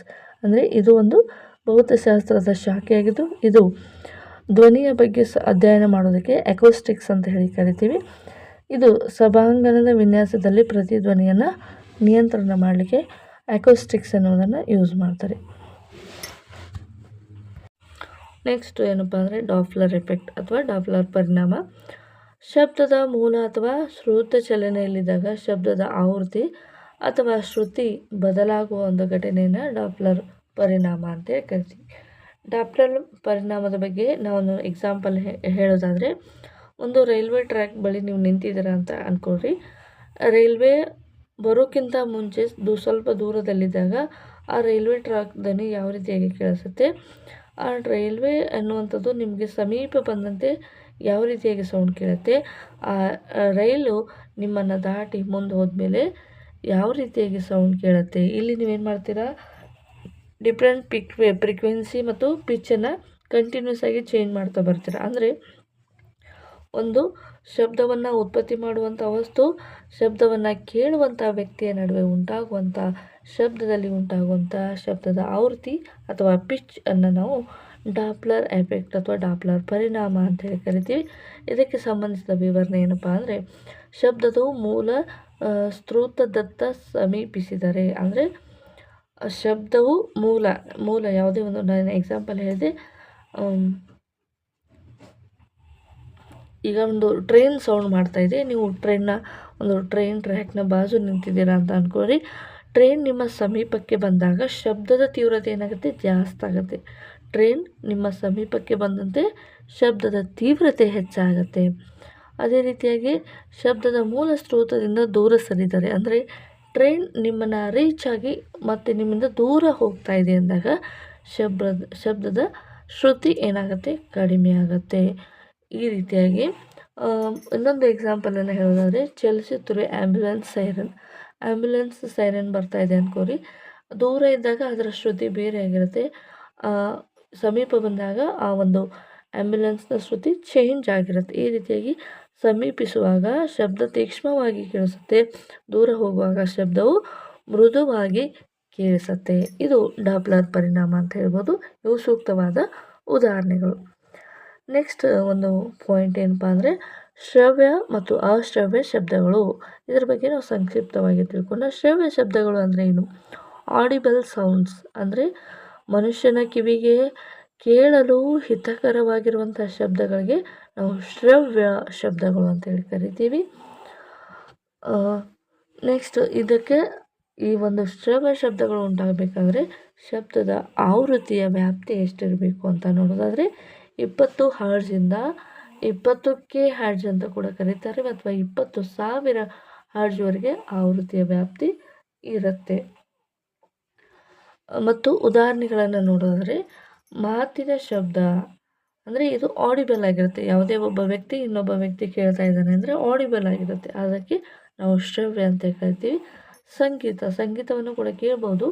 ಇದು ಕೂಡ 20 ಹರ್ಟ್ಜಿಂದ 20K ಹರ್ಟ್ಜ್ವರೆಗೆ ಇರುತ್ತೆ. ಗಂಟೆಯ ಶಬ್ದ ಕೂಡ ಆಗಿರುತ್ತೆ. ಅಶ್ರವ್ಯ ಶಬ್ದಗಳು, ಇನ್ಆಡಿಬಲ್ ಸೌಂಡ್ಸ್ ಅಂದರೆ ಏನು? ಮಾನವನ ಕಿವಿಗೆ ಕೇಳಿಸಿಕೊಳ್ಳದ ಶಬ್ದಗಳನ್ನು ಅಶ್ರವ್ಯ ಶಬ್ದಗಳು ಅಂತ ಕರಿತೀವಿ. ಇವು ಏನಾಗಿರುತ್ತೆ, 20 ಹರ್ಟ್ಜ್ಗಿಂತ ಕಡಿಮೆಯಾಗಿರುತ್ತೆ. ಉದಾಹರಣೆಗೆ ಭೂಕಂಪದ ಅಲೆಗಳನ್ನು ನಾವು ಕಂಡುಹಿಡಿಯೋದಿಲ್ಲ. ಆನೆಗಳಿಗೆ ಇದು ಸಂವಹನ, ಅಂದರೆ ಪ್ರಾಣಿಗಳು 20 ಹರ್ಟ್ಜ್ಗಿಂತ ಕಡಿಮೆ ಇರುವಂತಹ ಶಬ್ದಗಳನ್ನು ಕೂಡ ಪ್ರಾಣಿಗಳು ಕೇಳ್ಬೋದು. ಉಚ್ಚಸ್ರವ ಅಂದರೆ ಏನು ಅಂದರೆ ಈಗ ನಾವು ಮನುಷ್ಯ ಕೇಳುವಂಥ ಸೌಂಡ್ಗೆ ಆಡಿಬಲ್ ಅಂತ ಅಂದ್ವಿ. ಸೊ ಆಡಿಬಲ್ ಅಂತಂದರೆ ಮನುಷ್ಯ ಹಿತಕರವಾಗಿ ಕೇಳಲು ಸಾಧ್ಯವಾಗಿರುವಂಥ ಶಬ್ದ. ಮನುಷ್ಯನು ಕೇಳಲು ಸಾಧ್ಯವಾಗದಿರುವಂಥದ್ದನ್ನು ಇಂಟ್ರಾಸಾನಿಕ್ ಸೌಂಡ್ ಅಂತ ಹೇಳಿ ಕರಿತೀವಿ. ಮತ್ತು ಅಲ್ಟ್ರಾಸಾನಿಕ್ ಅಂದರೆ ಏನಪ್ಪ ಅಂದರೆ 20K ಹರ್ಟ್ಜ್ಗಿಂತ ಹೆಚ್ಚಿರುವಂಥದ್ದಕ್ಕೆ ನಾವು ಅಲ್ಟ್ರಾಸಾನಿಕ್ಸ್ ಅಂತ ಕರಿತೀವಿ. ಉದಾಹರಣೆಗೆ ಬಾವಲಿಗಳ ಪ್ರತಿಧ್ವನಿ, ಅಲ್ಟ್ರಾಸೌಂಡ್ ಯಂತ್ರಗಳು ಇದಕ್ಕೆ ಉದಾಹರಣೆ. ನೆಕ್ಸ್ಟ್, ಈ ಶಬ್ದಕ್ಕೆ ಸಂಬಂಧಿಸಿದ ಹಾಗೆ ನಾಯ್ಸ್ ಅಥವಾ ಗದ್ದಲು ಎಂದರೇನು? ಅನಿಯಮಿತ ಕಂಪನಗಳಿಂದ ಉಂಟಾಗುವ ಅಸ್ಪಷ್ಟತೆ ಉಂಟು ಮಾಡುವ ಅಹಿತಕರವಾಗಿರುವ ಶಬ್ದವನ್ನು ಗದ್ದಲು ಅಂತ ಹೇಳಿ ಕರಿತೀವಿ. ನಾವು ಕೇಳಿಕೆ ಸಾಧ್ಯ ಆಗದೇ ಇರುವಂಥದ್ದು, ಅಸ್ಪಷ್ಟತೆ ಇರುವಂತಹ ಒಂದು ಕಂಪನಗಳಿಗೆ ನಾವು ಅಹಿತಕರವಾಗಿರುವ ಶಬ್ದವು ಅಥವಾ ಶಬ್ದವನ್ನು ಗದ್ದಲು ಅಂತ ಹೇಳಿ ಕರಿತೀವಿ. ಅದರ ಲಕ್ಷಣಗಳೇನಪ್ಪ ಅಂದರೆ ಕಂಪನಗಳು ಅನಿಯಮಿತವಾಗಿರ್ತವೆ, ಕಿವಿಗೆ ಅಸ್ಪಷ್ಟತೆಯನ್ನು ಉಂಟು ಮಾಡುತ್ತವೆ, ಶ್ರುತಿ ಸ್ಪಷ್ಟವಾಗಿರುವುದಿಲ್ಲ. ಉದಾಹರಣೆಗೆ ವಾಹನಗಳ ಶಬ್ದ, ಯಂತ್ರಗಳ ಶಬ್ದ, ಗದ್ದಲವಾಗಿರುವಂಥ ಮಾರುಕಟ್ಟೆ. ನಂತರ ಸಂಗೀತ ಎಂದರೇನು? ನಿಯಮಿತವಾಗಿ ಕಂಪನಗಳಿಂದ ಉಂಟಾಗುವ ಕಿವಿಗೆ ಮಧುರವಾಗಿ ಕೇಳಿಸುವ ಶಬ್ದವನ್ನು ಸಂಗೀತ ಅಂತ ಹೇಳಿ ಕರಿತೀವಿ. ಲಕ್ಷಣಗಳು ಯಾವ ರೀತಿಯಾಗಿರ್ತವೆ? ಕಂಪನಗಳು ನಿಯಮಿತವಾಗಿರುತ್ತವೆ, ಶ್ರುತಿ ಸ್ಪಷ್ಟವಾಗಿರುತ್ತದೆ, ಮನಸ್ಸಿಗೆ ಆನಂದವನ್ನು ಉಂಟು ಮಾಡುತ್ತೆ. ಇದಕ್ಕೆ ಸಂಗೀತ ಅಂಥೇಳಿ ಕರಿತೀವಿ. ನೆಕ್ಸ್ಟ್, ಉದಾಹರಣೆಗೆ ವೀಣೆ, ತಬಲ, ಪಿಯಾನೋ, ಹಾಡು, ರಾಗ ಇವೆಲ್ಲ ಕೂಡ ಸಂಗೀತಕ್ಕೆ ಉದಾಹರಣೆ. ನೆಕ್ಸ್ಟ್ ಏನಪ್ಪ ಅಂದರೆ ಈಗ ಶಬ್ದ ಉತ್ಪತ್ತಿ ಹಿಡ್ಕೊಂಡು ಯಾವ ರೀತಿ ಶಬ್ದ ವರ್ಕ್ ಮಾಡುತ್ತೆ, ಯಾವುದ್ರ ಮೇಲೆ ಡಿಪೆಂಡ್ ಆಗಿರುತ್ತೆ, ಏನೆಲ್ಲ ಮಾಡುತ್ತೆ ಎಲ್ಲವನ್ನು ಕೂಡ ಡೀಟೇಲಾಗಿ ನಾವು ಡಿಸ್ಕಸ್ ಮಾಡಿದ್ವಿ. ಇವಾಗ ಈ ಒಂದು ಶಬ್ದದಿಂದಲೂ ಕೂಡ ಮಾಲಿನ್ಯ ಆಗತ್ತೆ ಅಂತೇಳಿ ಅಂದಿದ್ರೆ ನೀವು ನಂಬ್ತೀರಾ? ಖಂಡಿತವಾಗ್ಲೂ ಆಗುತ್ತೆ. ಸೊ ಶಬ್ದ ಮಾಲಿನ್ಯ ಕೂಡ ಉಂಟಾಗುತ್ತೆ. ಈಗ ಅಹಿತಕರವಾದ ಸೌಂಡ್ ಅಂತ ಏನಂತ ಅಂದ್ವಿ, ಇದಕ್ಕೆ ನಾವು ಶಬ್ದ ಮಾಲಿನ್ಯ ಕೂಡ ಅನ್ಬೋದು. ಸೊ ಮಾನವನಿಗೆ ಅಸ್ಪಷ್ಟತೆ, ತೊಂದರೆ, ಆರೋಗ್ಯ ಹಾನಿ ಉಂಟು ಮಾಡುವ ಮಟ್ಟದ ಗದ್ದಲವನ್ನು ಶಬ್ದ ಮಾಲಿನ್ಯ ಅಂತ ಹೇಳಿ ಕರಿತೀವಿ. ಶಬ್ದ ಮಾಲಿನ್ಯದ ಪ್ರಮುಖ ಮೂಲಗಳು ಏನು ಬೈಕ್ ಆಗಿರ್ಬೋದು, ಯಾವುದೇ ಒಂದು ವೆಹಿಕಲ್ ಹಾರ್ನ್, ಇಂಜಿನ್ ಶಬ್ದ, ಇವೆಲ್ಲ ವಾಹನಗಳಿಂದ ಉಂಟಾಗುವಂಥ ಶಬ್ದ ಮಾಲಿನ್ಯ. ಕೈಗಾರಿಕೆಗಳಲ್ಲಿ ಯಂತ್ರೋಪಕರಣಗಳಿಂದ ಉಂಟಾಗುವಂಥ ಮಾಲಿನ್ಯ. ನಿರ್ಮಾಣ ಕಾರ್ಯಗಳು, ಡ್ರಿಲ್ಲಿಂಗ್, ಹ್ಯಾಮರ್ ಇವೇನು ಮಾಡ್ತೀವಿ ಇದೆಲ್ಲ ಕೂಡ ಏನಾಗುತ್ತೆ? ಶಬ್ದ ಮಾಲಿನ್ಯವನ್ನು ಉಂಟು ಮಾಡ್ತವೆ. ಲೌಡ್ ಸ್ಪೀಕರ್ಗಳು, ಮದುವೆ, ಹಬ್ಬ ಹರಿದಿನಗಳಲ್ಲಿ ಜೋರಾಗಿ ಲೌಡ್ ಸ್ಪೀಕರ್ ಇಟ್ಟು DJ ಹಚ್ಕೊಂಡು ಏನು ಸೌಂಡ್ ಮಾಡ್ತಿರ್ತಾರೆ ಇದೆಲ್ಲ ಕೂಡ ಶಬ್ದ ಮಾಲಿನ್ಯಕ್ಕೆ ಕಾರಣವಾಗುತ್ತೆ. ಗೃಹೋಪಕರಣಗಳು ಮನೆಯಲ್ಲಿ ಯೂಸ್ ಮಾಡುವಂಥವು ಮಿಕ್ಸರ್, ಜನರೇಟರ್ ಇವೆಲ್ಲ ಕೂಡ ಏನು ಮಾಡ್ತವೆ? ಇವು ಕೂಡ ಶಬ್ದ ಮಾಲಿನ್ಯಕ್ಕೆ. ಹಾಗಾದರೆ ಶಬ್ದ ಮಾಲಿನ್ಯದ ಪರಿಣಾಮಗಳೇನು? ಅತಿಯಾದ ಶಬ್ದ ಮಾಲಿನ್ಯದಿಂದ ಕಿವಿಗೆ ಹಾನಿಯಾಗುತ್ತೆ, ತಲೆನೋವು, ನಿದ್ರಾಭಂಗ, ರಕ್ತದೊತ್ತಡ, ಸ್ಟ್ರೆಸ್ ಆಗುತ್ತೆ. ಇವೆಲ್ಲವೂ ಕೂಡ ಪರಿಸರದ ಮತ್ತು ಪ್ರಾಣಿಗಳ ಮೇಲೆ ಸಂವಹನಕ್ಕೂ ಕೂಡ ಇದು ಅಡ್ಡಿಯಾಗುತ್ತೆ ಮತ್ತು ಪಕ್ಷಿಗಳ ವಲಸೆ ಮಾರ್ಗದಲ್ಲಿ ಇದು ವ್ಯತ್ಯಯ ಆಗುತ್ತೆ. ಓಕೆ, ಶಬ್ದ ಮಾಲಿನ್ಯ, ಕಿವಿಗೆ ಅತಿಯಾಗಿ ಶಬ್ದವನ್ನು ಕೇಳ್ತಾ ಇದ್ದರೆ ಶಬ್ದ ಮಾಲಿನ್ಯ ಉಂಟಾಗುತ್ತೆ, ತಲೆನೋವು ಉಂಟಾಗುತ್ತೆ, ನಿದ್ರಾಭಂಗ ಅಂದರೆ ಕಂಟಿನ್ಯೂಸ್ ಆಗಿ ಶಬ್ದ ಮಾಲಿನ್ಯ ಇದ್ದರೆ ನಿದ್ರೆ ಉಂಟಾಗೋದಿಲ್ಲ, ಅದಕ್ಕೆ ಶಬ್ದ ಮಾಲಿನ್ಯ ಅಂತ ಹೇಳಿ ಕರಿತೀವಿ. ಸೊ ಈ ರೀತಿಯಾಗಿ ಉಂಟೋದಕ್ಕೆ ಶಬ್ದ ಮಾಲಿನ್ಯ ನಿಯಂತ್ರಣ ಕ್ರಮಗಳು ಏನು? ಅನಗತ್ಯ ಹಾರ್ನ್ಗಳನ್ನು ಯೂಸ್ ಮಾಡಬಾರ್ದು. ಲೌಡ್ ಸ್ಪೀಕರ್ಗಳ ಒಂದು ಬಳಕೆಗೆ ಮಿತಿ ಇರುತ್ತೆ, ಅಷ್ಟನ್ನು ಯೂಸ್ ಮಾಡಬೇಕು. ಕಾರ್ಖಾನೆಗಳಲ್ಲಿ ಶಬ್ದ ಶೋಷಕಗಳ ಬಳಕೆಯನ್ನು ಮಾಡಬೇಕು. ರಸ್ತೆಗಳ ಬಳಿ ಹಸಿರು ಬೆಳೆಗಳನ್ನು ಬೆಳಿಬೇಕು. ನೋಡಿ, ರಸ್ತೆಗಳ ಬಾಜು ಗಿಡಗಳನ್ನು ಬೆಳಿಲಿಕ್ಕೂ ಶಬ್ದ ಮಾಲಿನ್ಯಕ್ಕೂ ಏನಪ್ಪ ರಿಲೇಷನ್ ಅಂದರೆ ಈಗ ಒಂದು ಖಾಲಿ ರೂಮಲ್ಲಿ ನೀವು ಹೋಗಿ ಸೌಂಡ್ ಮಾಡ್ತಾ ಬರ್ರಿ, ಎಷ್ಟು ಎಕೋ ಆಗುತ್ತೆ, ಎಷ್ಟು ಡಿಸ್ಟರ್ಬೆನ್ಸ್ ಆಗುತ್ತೆ. ಅದೇ ಒಂದು ತುಂಬಿದ ಕ್ಲಾಸ್ನಲ್ಲಿ ನೀವು ಹೋಗಿ ಕೂತಾಗ ಅಲ್ಲಿ ಎಕೋ ಆಗೋದಿಲ್ಲ. ಯಾಕಂದರೆ ಅಲ್ಲಿ ಉಳಿದ ವ್ಯಕ್ತಿಗಳು ಕೂಡ ಆ ಶಬ್ದವನ್ನು ಗ್ರಹಿಸೋದ್ರಿಂದ ಶಬ್ದವನ್ನು ಎಬ್ಸರ್ವ್ ಮಾಡೋದ್ರಿಂದ ಅಲ್ಲಿ ಏನಾಗುತ್ತೆ? ಶಬ್ದದ ಹೀರಿಕೆ ಜಾಸ್ತಿ ಆಗುತ್ತೆ. ಅದೇ ರೀತಿಯಾಗಿ ಈ ಒಂದು ಗಿಡಗಳು ಕೂಡ ಶಬ್ದ ಹೀರಿಕೆ ಕೆಲಸವನ್ನು ಮಾಡ್ತವೆ. ಹಾಗಾಗಿ ರಸ್ತೆ ಬದಿಗೆ ಏನು ಮಾಡಬೇಕಪ್ಪ ಅಂದರೆ ಗ್ರೀನ್ ಬೆಲ್ಟ್ಗಳನ್ನು ಯೂಸ್ ಮಾಡಬೇಕು. ಮನೆಗಳಲ್ಲಿ ಶಬ್ದ ನಿರೋಧಕ ವಿನ್ಯಾಸವನ್ನು ಬಳಸಬೇಕು. ಸೊ ಇಷ್ಟು ಶಬ್ದಕ್ಕೆ ಸಂಬಂಧಿಸಿದ ಡೀಟೇಲ್ ನೋಟ್ಸ್ ಆಗಿತ್ತು. ಸೊ ಫ್ರೆಂಡ್ಸ್, ಇದು ತುಂಬಾ ಇಂಪಾರ್ಟೆಂಟ್ ಆಗಿರುವಂಥ ನೋಟ್ಸು. ಹೈ ಲೆವೆಲ್ ಕ್ಲಾಸ್ನಲ್ಲಿ ಕೂಡ ಕವರ್ ಮಾಡಿಕೊಂಡು ಈ ಒಂದು ನೋಟ್ಸನ್ನು ಪ್ರಿಪೇರ್ ಮಾಡಿದ್ದೀವಿ. ನಿಮಗೆ ಈ ಒಂದು ವಿಡಿಯೋ ಇಷ್ಟ ಆಗ್ತಾಯಿದೆ ದಯವಿಟ್ಟು ಲೈಕ್ ಮಾಡಿ, ಕಮೆಂಟ್ ಮಾಡಿ, ನಿಮ್ಮ ಅನಿಸಿಕೆಗಳನ್ನು ತಿಳಿಸಿ. ಇವಾಗ ಈ ಒಂದು ಚಾಪ್ಟರ್ಗೆ ಸಂಬಂಧಿಸಿದ ಹಾಗೆ ಪ್ರಶ್ನೋತ್ತರಗಳನ್ನು ನೋಡ್ತಾ ಹೋಗೋಣ. ಶಬ್ದ ಎಂದರೇನು? ಕಂಪಿಸುವ ವಸ್ತುವಿನಿಂದ ಉತ್ಪತ್ತಿಯಾಗುವ ಶಕ್ತಿಯ ರೂಪವನ್ನು ಶಬ್ದ ಅಂತೇಳಿ ಕರಿತೀವಿ. ಶಬ್ದವು ಯಾವ ಮಾಧ್ಯಮದಲ್ಲಿ ಹರಡುವುದಿಲ್ಲ ಅಂದಾಗ ಶೂನ್ಯ ಅವಕಾಶ ಅಥವಾ ನಿರ್ವಾತದಲ್ಲಿ ಏನಾಗುವುದಿಲ್ಲ, ಶಬ್ದ ಹರಡುವುದಿಲ್ಲ. ಶಬ್ದದ SI ಘಟಕ ಯಾವುದು? ಡೆಸಿಬಲ್. ಹರ್ಡ್ಜ್ ಎಂದರೇನು? 1 ಸೆಕೆಂಡಲ್ಲಿ ಒಂದು ಕಂಪನ ನಡೆಯುವಂಥದ್ದಕ್ಕೆ ಒಂದು ಹರ್ಡ್ಜ್ ಅಂತ ಹೇಳಿ ಕರಿತೀವಿ. ಶ್ರವ್ಯ ಶಬ್ದಗಳ ಆವೃತ್ತಿಯ ವ್ಯಾಪ್ತಿ ಎಷ್ಟಪ್ಪ ಅಂದರೆ 20 ಹರ್ಡ್ಜಿಂದ 20K ಹರ್ಡ್ಜ್ ಅಥವಾ 20 ಹರ್ಡ್ಜಿಂದ 20,000 ಹರ್ಡ್ಜ್ ಅಂತ ಕೂಡ ಹೇಳ್ಬೋದು. ಈಗ ನೆಕ್ಸ್ಟ್ ಮುಂದುವರೆದ ಪ್ರಶ್ನೆಗಳನ್ನು ನೋಡ್ತಾ ಹೋಗೋಣ. 2 ಅಂಕದ ಪ್ರಶ್ನೆಗಳಿಗೆ ಆವೃತ್ತಿ ಎಂದರೇನು? ಸೂತ್ರ ಬರೆಯಿರಿ. 1 ಸೆಕೆಂಡಲ್ಲಿ ಸಂಭವಿಸುವ ಕಂಪನಗಳ ಸಂಖ್ಯೆಯನ್ನು ಆವೃತ್ತಿ ಅಂತ ಕರಿತೀವಿ. ಇದರ ಸೂತ್ರ ಏನಪ್ಪ ಅಂದರೆ F = 1/T ಅಂತ ಸೂತ್ರ ಇದೆ. ಶಬ್ದದ ಲೌಡ್ನೆಸ್ ಯಾವುದರ ಮೇಲೆ ಅವಲಂಬಿಸಿದೆ? ಶಬ್ದದ ಜೋರಿತನ ಶಬ್ದದ ಜೋರಿತನ ಅಂದರೆ ಆ್ಯಂಪ್ಲಿಟ್ಯೂಡ್ ಶಬ್ದವು ಜೋರುತನ ಯಾವುದರ ಮೇಲೆ ಅವಲಂಬಿಸಿದೆ ಅಂದರೆ ಕೆಲವೊಂದಿದು ಸ್ಪಷ್ಟ ಕನ್ನಡ ಏನಾಗುತ್ತೆ, ಸೈನ್ಸಲ್ಲಿ ಬಂದಾಗ ಸ್ಪಷ್ಟ ಕೆಲವೊಂದು ಪದಗಳು ಅರ್ಥ ಆಗ್ತಾ ಇರಲ್ಲ. ಹಾಗಾಗಿ ನೀವು ಮ್ಯಾಕ್ಸಿಮಮ್ ಏನು ಮಾಡಬೇಕಪ್ಪ ಅಂದರೆ ಇಂಗ್ಲೀಷಲ್ಲಿ ವರ್ಡ್ಸ್ಗಳನ್ನು ನೆನಪಿಡಲಿಕ್ಕೆ ಟ್ರೈ ಮಾಡಿ. ಓಕೆನಾ? ಕೆಲವೊಂದು ಬಾರಿ ಕನ್ಫ್ಯೂಷನ್ ಆಗುತ್ತೆ. ನಾವು ಎಷ್ಟೇ ಕಾನ್ಸೆಪ್ಟ್ಗಳನ್ನು ತಿಳ್ಕೊಬೋದು ಈಸಿಯಾಗಿ. ಸೊ ವರ್ಡ್ಗಳ ತಂದಾಗ ಒಂದು ಸ್ವಲ್ಪ ಇಂಗ್ಲೀಷನ್ನು ನೋಡ್ಕೋದು ನೆಸೆಸರಿ ಆಗಿರುತ್ತೆ.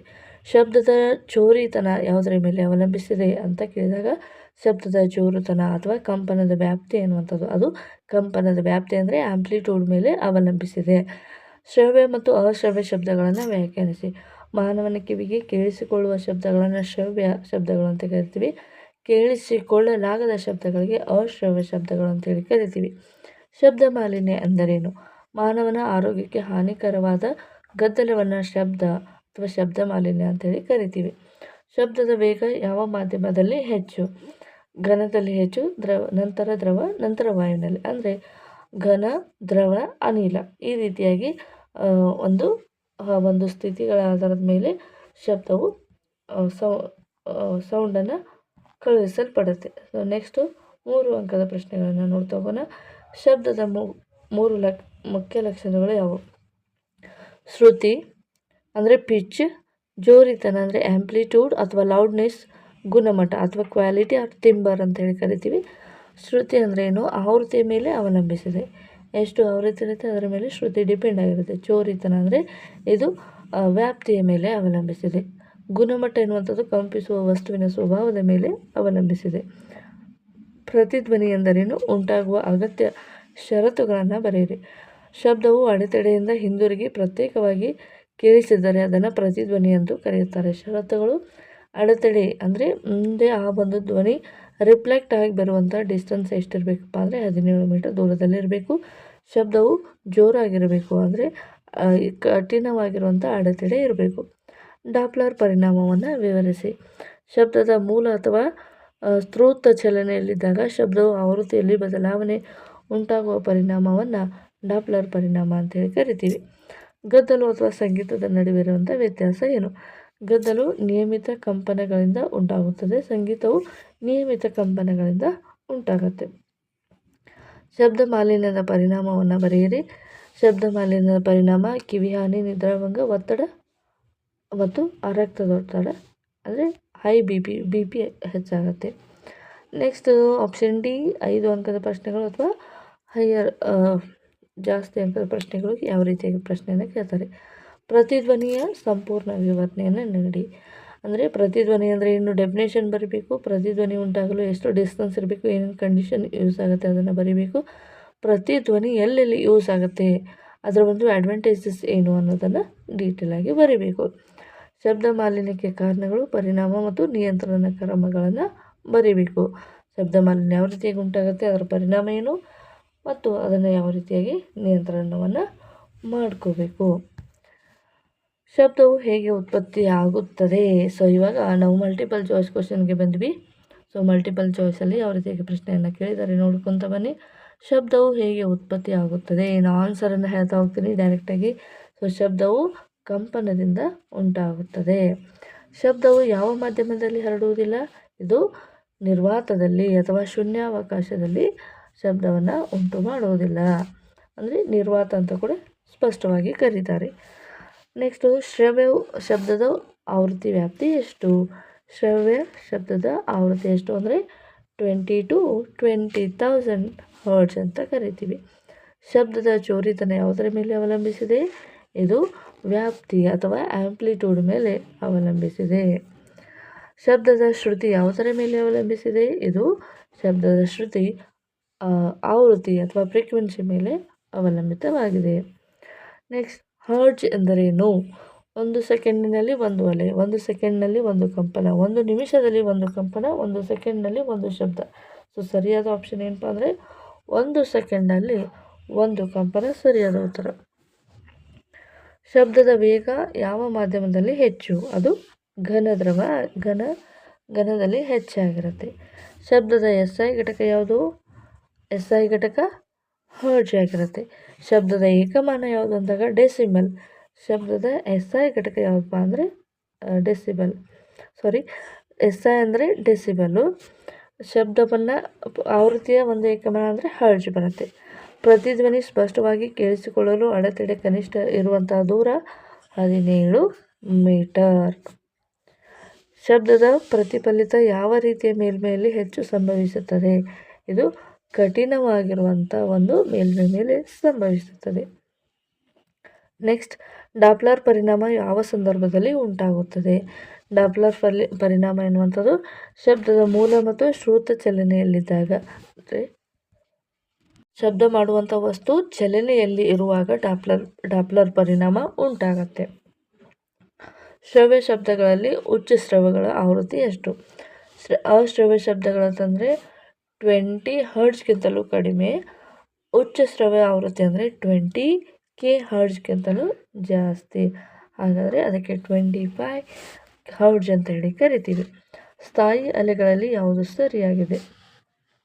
ಶಕ್ತಿ ಸಾಗುವುದಿಲ್ಲ. ಅಂದರೆ ಸ್ಥಾಯಿ ಅಂತಂದರೆ ಈಗ ಸೌಂಡ್ ತರಂಗ ಅಂದರೆ ಶಬ್ದ ತರಂಗಗಳಲ್ಲಿ ಯಾವುದು ಸರಿಯಾಗಿದೆ ಅಂತ ಕೇಳ್ತಾ ಇದ್ದಾರೆ.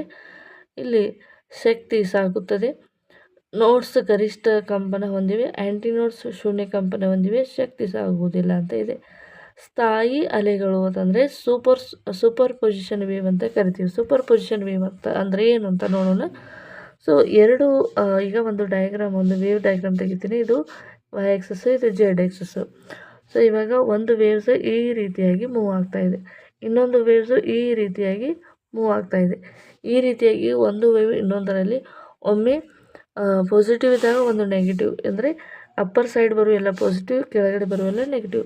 ಒಂದು ವೇವ್ ಪಾಸಿಟಿವ್, ಒಂದು ವೇವ್ ನೆಗೆಟಿವ್, ಈ ರೀತಿಯಾಗಿ ಆಲ್ಟರ್ನೇಟ್ ಆಗಿ ಬರ್ತಾ ಇರುವಂಥ ವೇವ್ಸ್ಗಳಲ್ಲಿ ಸೊ 2 ವೇವ್ಸ್ಗಳು ಎಲ್ಲಿ ಫಾರ್ಮೇಷನ್ ಆಗಿದ್ದಾವೆ ಇದಕ್ಕೆ ನೋಡ್ ಅಂತ ಹೇಳಿ ಕರಿತೀವಿ. ಈಗ 2 ವೇವ್ಸ್ಗಳು ಇಲ್ಲಿ ಬೇರೆ ಬೇರೆ ಒಂದು ರೀಸನಲ್ಲಿದ್ದಾವೆ. ಇಲ್ಲಿ ಈ ಒಂದು ಪೀಕ್ಗೆ ಆ್ಯಂಟಿ ನೋಡ್ ನೋಡಿ. ಈಗ ಇಲ್ಲಿ ಇವಕ್ಕೆ ನೋಡ್ ಅಂತ ಹೇಳಿ ಕರಿತೀವಿ, ಇವುಗಳಿಗೆ ನೋಡ್ ಅಂತ ಹೇಳಿ ಕರಿತೀವಿ. ಇಲ್ಲಿ ಇರೋದಕ್ಕೆ ಇವುಗಳ ಆ್ಯಂಟಿ ನೋಡ್ ಅಂತೇಳಿ ಕರಿತೀವಿ. ಸೊ ಇದನ್ನೇ ಸ್ಥಾಯಿ ಅಲೆಗಳಲ್ಲಿ ಯಾವುದು ಸರಿಯಾಗಿದೆ? ಇವು ಶಕ್ತಿ ಸಾಗಣೆ ಆಗುವುದಿಲ್ಲ. ನೋಟ್ಸ್ಗಳಿರ್ತವೆ, ಮ್ಯಾಕ್ಸಿಮಮ್ ನೋಟ್ಸ್ಗಳಿರ್ತವೆ, ಮ್ಯಾಕ್ಸಿಮಮ್ ಆ್ಯಂಟಿ ನೋಟ್ಸ್ಗಳು ಕೂಡ ಇರುತ್ತೆ. ಇದರ ಮೂಲಕ ಎನರ್ಜಿ ಕೂಡ ಪಾಸ್ ಆಗುತ್ತೆ, ಆದರೆ ಶಕ್ತಿ ಸಾಗಾಣಿಕೆ ಆಗುವುದಿಲ್ಲ ಎನ್ನುವಂಥದ್ದು ಸರಿಯಾಗಿದೆ. ಓಕೆ, ನೆಕ್ಸ್ಟ್ 14ನೇ ಪ್ರಶ್ನೆ. ಸಂಗೀತ ಶಬ್ದದ ವಿಶೇಷ ಲಕ್ಷಣ ಯಾವುದು? ಇದು ಸಂಗೀತ ಶಬ್ದ ಅಂದಾಗ ನಿಯಮಿತ ಕಂಪನಗಳಿರ್ತವೆ, ಅಂದರೆ ಕಾನ್ಸ್ಟೆಂಟ್ ವೈಬ್ರೇಷನ್ ಇರುತ್ತೆ. ಗದ್ದಲದಲ್ಲಿ ಅನಿಯಮಿತ ಅಥವಾ ಅನ್ಕಾನ್ಸ್ಟೆಂಟೇಬಲ್ ವೈಬ್ರೇಷನ್ ಇರುತ್ತೆ. ಹಾಗಾಗಿ ಸಂಗೀತ ಶಬ್ದದ ವಿಶೇಷ ಲಕ್ಷಣ ಏನಪ್ಪ ಅಂದರೆ ನಿಯಮಿತ ಕಂಪನಗಳು ಇರ್ತವೆ. 15ನೇ ಪ್ರಶ್ನೆ. ಶಬ್ದ ಮಾಲಿನ್ಯದ ಪರಿಣಾಮ ಯಾವುದು? ಈ ಕೆಳಗಿನವುಗಳಲ್ಲಿ ಶಬ್ದ ಮಾಲಿನ್ಯದ ಪರಿಣಾಮ ಯಾವುದು ಅಂತಂದಾಗ ಅದು ನಿದ್ರಾಭಂಗ ಆಗಿರುತ್ತೆ. ಓಕೆ ಫ್ರೆಂಡ್ಸ್, ಇಷ್ಟು ನಮ್ಮ ಶಬ್ದಕ್ಕೆ ಸಂಬಂಧಿಸಿದ ಡೀಟೇಲ್ ಆಗಿ ಎಲ್ಲ ನೋಟ್ಸ್ಗಳನ್ನು ಡಿಸ್ಕಸ್ ಮಾಡ್ತಾ ಬಂದೀವಿ. ಸೊ ನಮ್ಮ ಒಂದು ಎಫರ್ಟ್ ನಿಮಗೆ ಇಷ್ಟ ಆಗ್ತಾ ಇದ್ದರೆ, ಈ ಒಂದು ವಿಡಿಯೋ ನಿಮಗೆ ಇಷ್ಟ ಆದರೆ ದಯವಿಟ್ಟು ಸಬ್ಸ್ಕ್ರೈಬ್ ಮಾಡ್ಕೊಳ್ಳಿ ಮತ್ತು ನಿಮ್ಮ ಅನಿಸಿಕೆಗಳನ್ನು ದಯವಿಟ್ಟು ತಿಳಿಸಿ. ಇದು GPST, HSTR ಮತ್ತು PSTR ಎಕ್ಸಾಮ್ಗಳಿಗೆ ಕೂಡ ಎಲ್ಲವನ್ನೂ ಕೂಡ ಹೈಯರ್ ಕ್ಲಾಸಸ್ಗಳನ್ನು ಕೂಡ ಇನ್ಕ್ಲೂಡ್ ಮಾಡಿಕೊಂಡು ನಾವು ಡಿಸ್ಕಸ್ ಮಾಡ್ತಾಯಿದ್ವಿ. ಸೊ ಅದಕ್ಕಾಗಿ ತುಂಬಾ ಇಂಪಾರ್ಟೆಂಟ್ ಆಗಿರುತ್ತೆ ನೋಟ್ಸು. ದಯವಿಟ್ಟು ಲೈಕ್ ಮಾಡಿ, ಶೇರ್ ಮಾಡಿ, ಸಬ್ಸ್ಕ್ರೈಬ್ ಮಾಡಿ. Thank you for watching. Thank you so much. Next ಇದೇ ರೀತಿಯಾದ ವಿಶೇಷ ವಿಡಿಯೋಗಳೊತ್ತಿಗೆ ಮತ್ತೆ ಭೇಟಿಯಾಗೋಣ. Thank you.